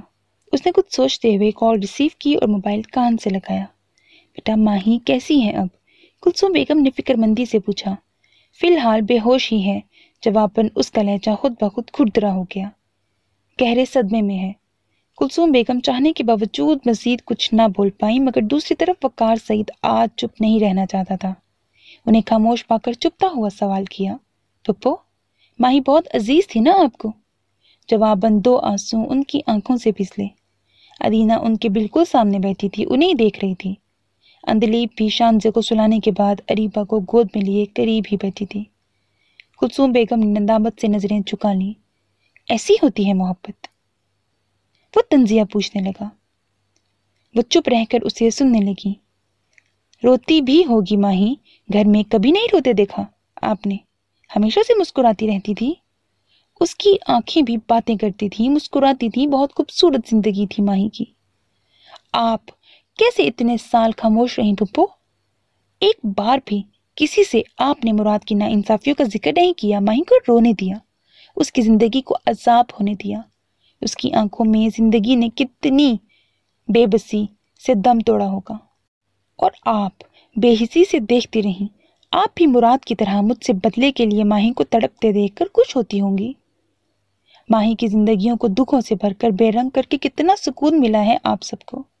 آپ بھی ماہی کے گناہ گار ہیں، آپ نے کبھی اس پر رحم نہیں کیا، بے حسی سے سب دیکھتی رہیں، آپ بھی قصوروار ہیں۔ بہت بد نصیب ہوں میں، میری ساتھ میری بہن کی بد نصیبی کی وجہ بنی، میری وجہ سے مراد قطرہ قطرہ اذیت اس کے اندر انڈیلتا رہا۔ بہت نفرت کی ہوگی ماہی نے مجھ سے، اب بھی بدگمان ہوگی، میں کبھی خود کو معاف نہیں کر سکوں گا۔ ماہی کے متعلق ایک ایک سوچ اسے ننگے پاؤں سمیت جلتے کوئلوں پر کھڑا کر گئی تھی۔ کلثوم بیگم کو اس کی اذیت کا احساس نڈھال کرنے لگا۔ بولنے، حوصلہ دینے کی سکت ان میں نہیں تھی، اشک بار آنکھیں اور آنکھوں میں بھری ندامت۔ ادینہ بے بسی سے انہیں دیکھتی رہی، مگر اب مزید نہیں۔ ماہی اب اس گھر میں قدم نہیں رکھے گی پھپھو، آپ اور آپ کی اولاد کی بے حسی اور خود غرضی کی بھینٹ نہیں چڑھنے دوں گا میں اس کو۔ میں اب اسے کسی کے حوالے نہیں کروں گا، میں ماہی کو مزید کر برداشت نہیں کرنے دوں گا۔ ماہی اب آپ کے گھر نہیں آئے گی، آپ اس کا سامان پیک کر دیں، اب وہ واپس نہیں آئے گی۔ یہ فیصلہ وہ بہت سوچ سمجھ کر چکا تھا، جس میں رد و بدل کی کوئی گنجائش باقی نہ تھی۔ وقار، اس بار انہوں نے اپنی چپ توڑی، بیچارگی سے اس کا نام لیا، مگر وہ کچھ بھی سننا نہیں چاہتا تھا۔ نہیں پھپھو، اب نہیں۔ پہلے آپ نہیں بولی تو اب بھی آپ کو بولنے کا کوئی حق نہیں۔ ماہی واپس نہیں آئے گی، میں اس کو واپس نہیں جانے دوں گا۔ وہ کھردرے لہجے میں بولا اور کال ڈسکنیکٹ کر دی۔ اسے کچھ نہیں سننا، نہ وضاحت، نہ دلیل، نہ بہتری کی امید کے لیے پروسوک باتیں۔ موبائل واپس رکھتے ہوئے وہ پھر سے کوریڈور میں چھوٹے چھوٹے چکر کاٹنے لگا۔ ابھی تک ماہی کو ہوش نہیں آیا تھا، کچھ دیر پہلے ڈاکٹر بتا کر گیا تھا۔ چلتے چلتے وہ ایک دم رک گیا، نظر عریش اور پھر اس کے پیچھے آتے سعید احمد اور نفیسہ بیگم پر ٹہر گئی تھی۔ ان دونوں کے چہرے پر فکر مندی تھی، جبکہ آنکھیں چند سیکنڈ بعد وقار سعید کو دیکھ کر نم ہو گئی تھیں۔ وہ دونوں بے تابی سے آگے بڑھے تھے۔ وقار گھبرایا، حیران ہوا۔ حقیقت سے آگاہی کے بعد وہ ماں باپ کے رد عمل کے متعلق پریشانی کی وجہ سے سوچ بھی نہیں سکا تھا، اور نہ اب اسے موقع ملا تھا۔ عریش ان دونوں کو ماہی کی کنڈیشن کے متعلق بتا چکا تھا۔ اس وقت سعید احمد نے بنا کچھ کہے وقار سعید کو گلے لگایا تھا۔ ان کی باہوں کی گرمائش وقار کی زبان گنگ کر گئی تھی، اس کا دل بھر آیا تھا۔ اس لمحے کے لیے وہ 10 سال اندر ہی اندر ارمان کرتا رہا، ترستا رہا تھا، مگر اب جب یہ لمحہ حقیقت کا روپ دھار چکا تھا، تب وہ اپنی کیفیت کا اندازہ نہیں کر پا رہا تھا۔ عام حالات میں ایسا ہوتا تو وہ خوش ہوتا، شاید جشن بھی مناتا، مگر آنکھ کے پردے پر مہروش کا عکس تھا۔ اس سمیت کوئی بھی کچھ بول نہ پایا، مگر یہ لمحات معتبر تھے۔ So my dear listeners, that was the end of second last episode of the novel اس دل میں بسے ہو تم. Hope you like it. اپنا بہت خیال رکھیے گا نیک تمناؤں کے ساتھ. اللہ حافظ.